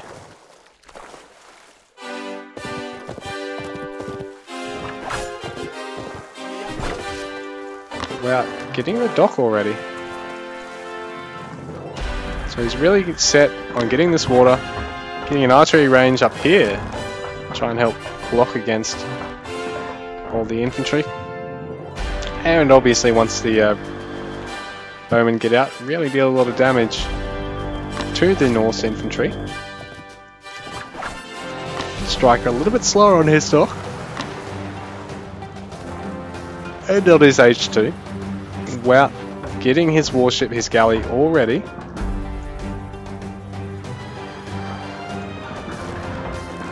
So this is a nice little sim city here. So the spearman is going to come through. Already having taken close to 100 damage worth of health. Bit redundant really. Anyways.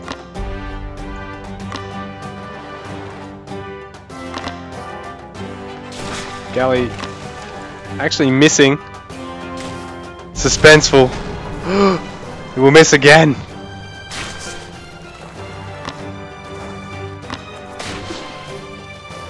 The galley doing a terrible job at getting any damage out of that. In the meanwhile, Striker is actually inside Wout's base with his spearmen at the moment. And there's no bowman out just yet because he needs to get a house out.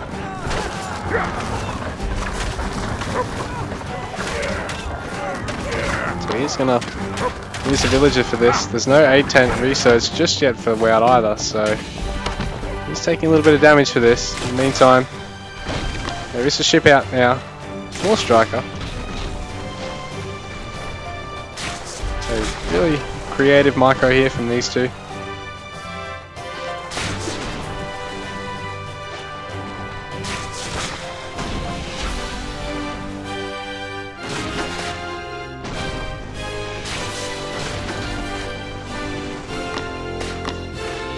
The reason for doing this is obviously if you can basically juke the shots, you can take way less damage. And then the closer you can get when you attack, obviously the less likely you are of missing. So Striker is actually able to delete one of Wout's ships there. Going to try and track down the other one without losing his longship. So the galleys are one of the weaker ships on the water, so it's a 250 resource ship versus a 250 resource, 3 population versus 225 resource, 3 population warship, so the Persian ones are slightly weaker. This long ship at the back is going to fall eventually. And Wout, in the meanwhile, has managed to hold on back at home, but he's lost the water in the meantime. So it looks like Striker might pull a bit ahead here. But in saying that, Wout's got some tricks up his sleeve. He's going to try and funnel some bowmen around, and hopefully for his sake they don't take too much damage from these lynxes. Looks like Striker doing a good job at keeping Wout still down on the water.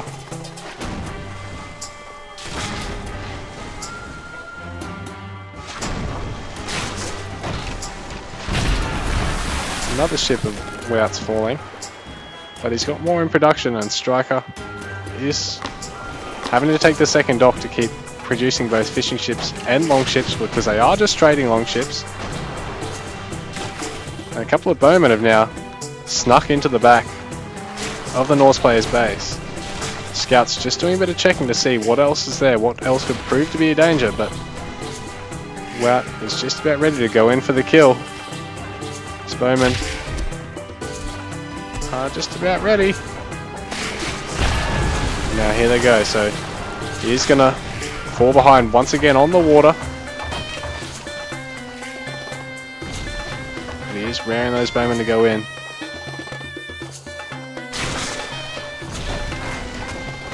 Striker again taking another warship. This is really starting to hurt Wout's economy, who's now without the water, really low on the food behind this. A couple of these bowmen are actually harassing this longhouse, so it could take quite a while for that to fall. And another galley, so Wout again not wanting to give up on this water. But Striker also wanting to persist, continuing to invest in the long ships, so both players investing. Only seems to be Striker really getting somewhere with this investment though. He's still up with 3 ships to 1 on the water. Still got... Oh, I didn't notice this at all. Wout snuck in another dock, so Wout going all the way up to 2 docks and taking a 3rd on this far side, so Striker has only just started producing long ships out of 2 docks now himself, instead of producing fishing ships out of 1 of them. So it could make a really nice water battle here, because it's already been quite a long duration, and both players not relenting.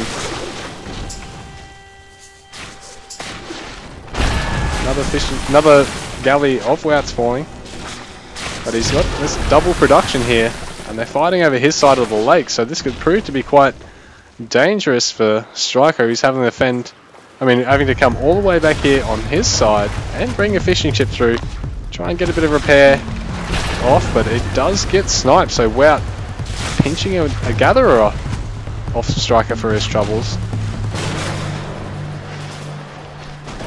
This has been a crazy water battle this game. Both players still in H2, Wout pretty much out of gold, I think.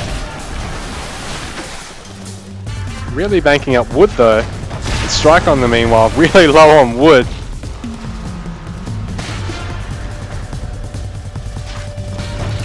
See if you can muster up enough gold to keep producing behind this, because Wout got a lot of wood in the bank, but not a lot of gold. Spending it as soon as he's getting it. And that's it, that's another galley falling. Striker's all the way up to 5. Getting some more fishing ships, and GG. Wout taps out in the end, unable to really get a lot of damage out of those bowmen. Sort of, perhaps if he had have gone in with them when he got them down there, maybe he could have put a bit more pressure on Striker. It's hard to say. It was a really nice fight from both players. Really good water battle, and GG. It was a lovely series to cast. Thanks for joining in, guys.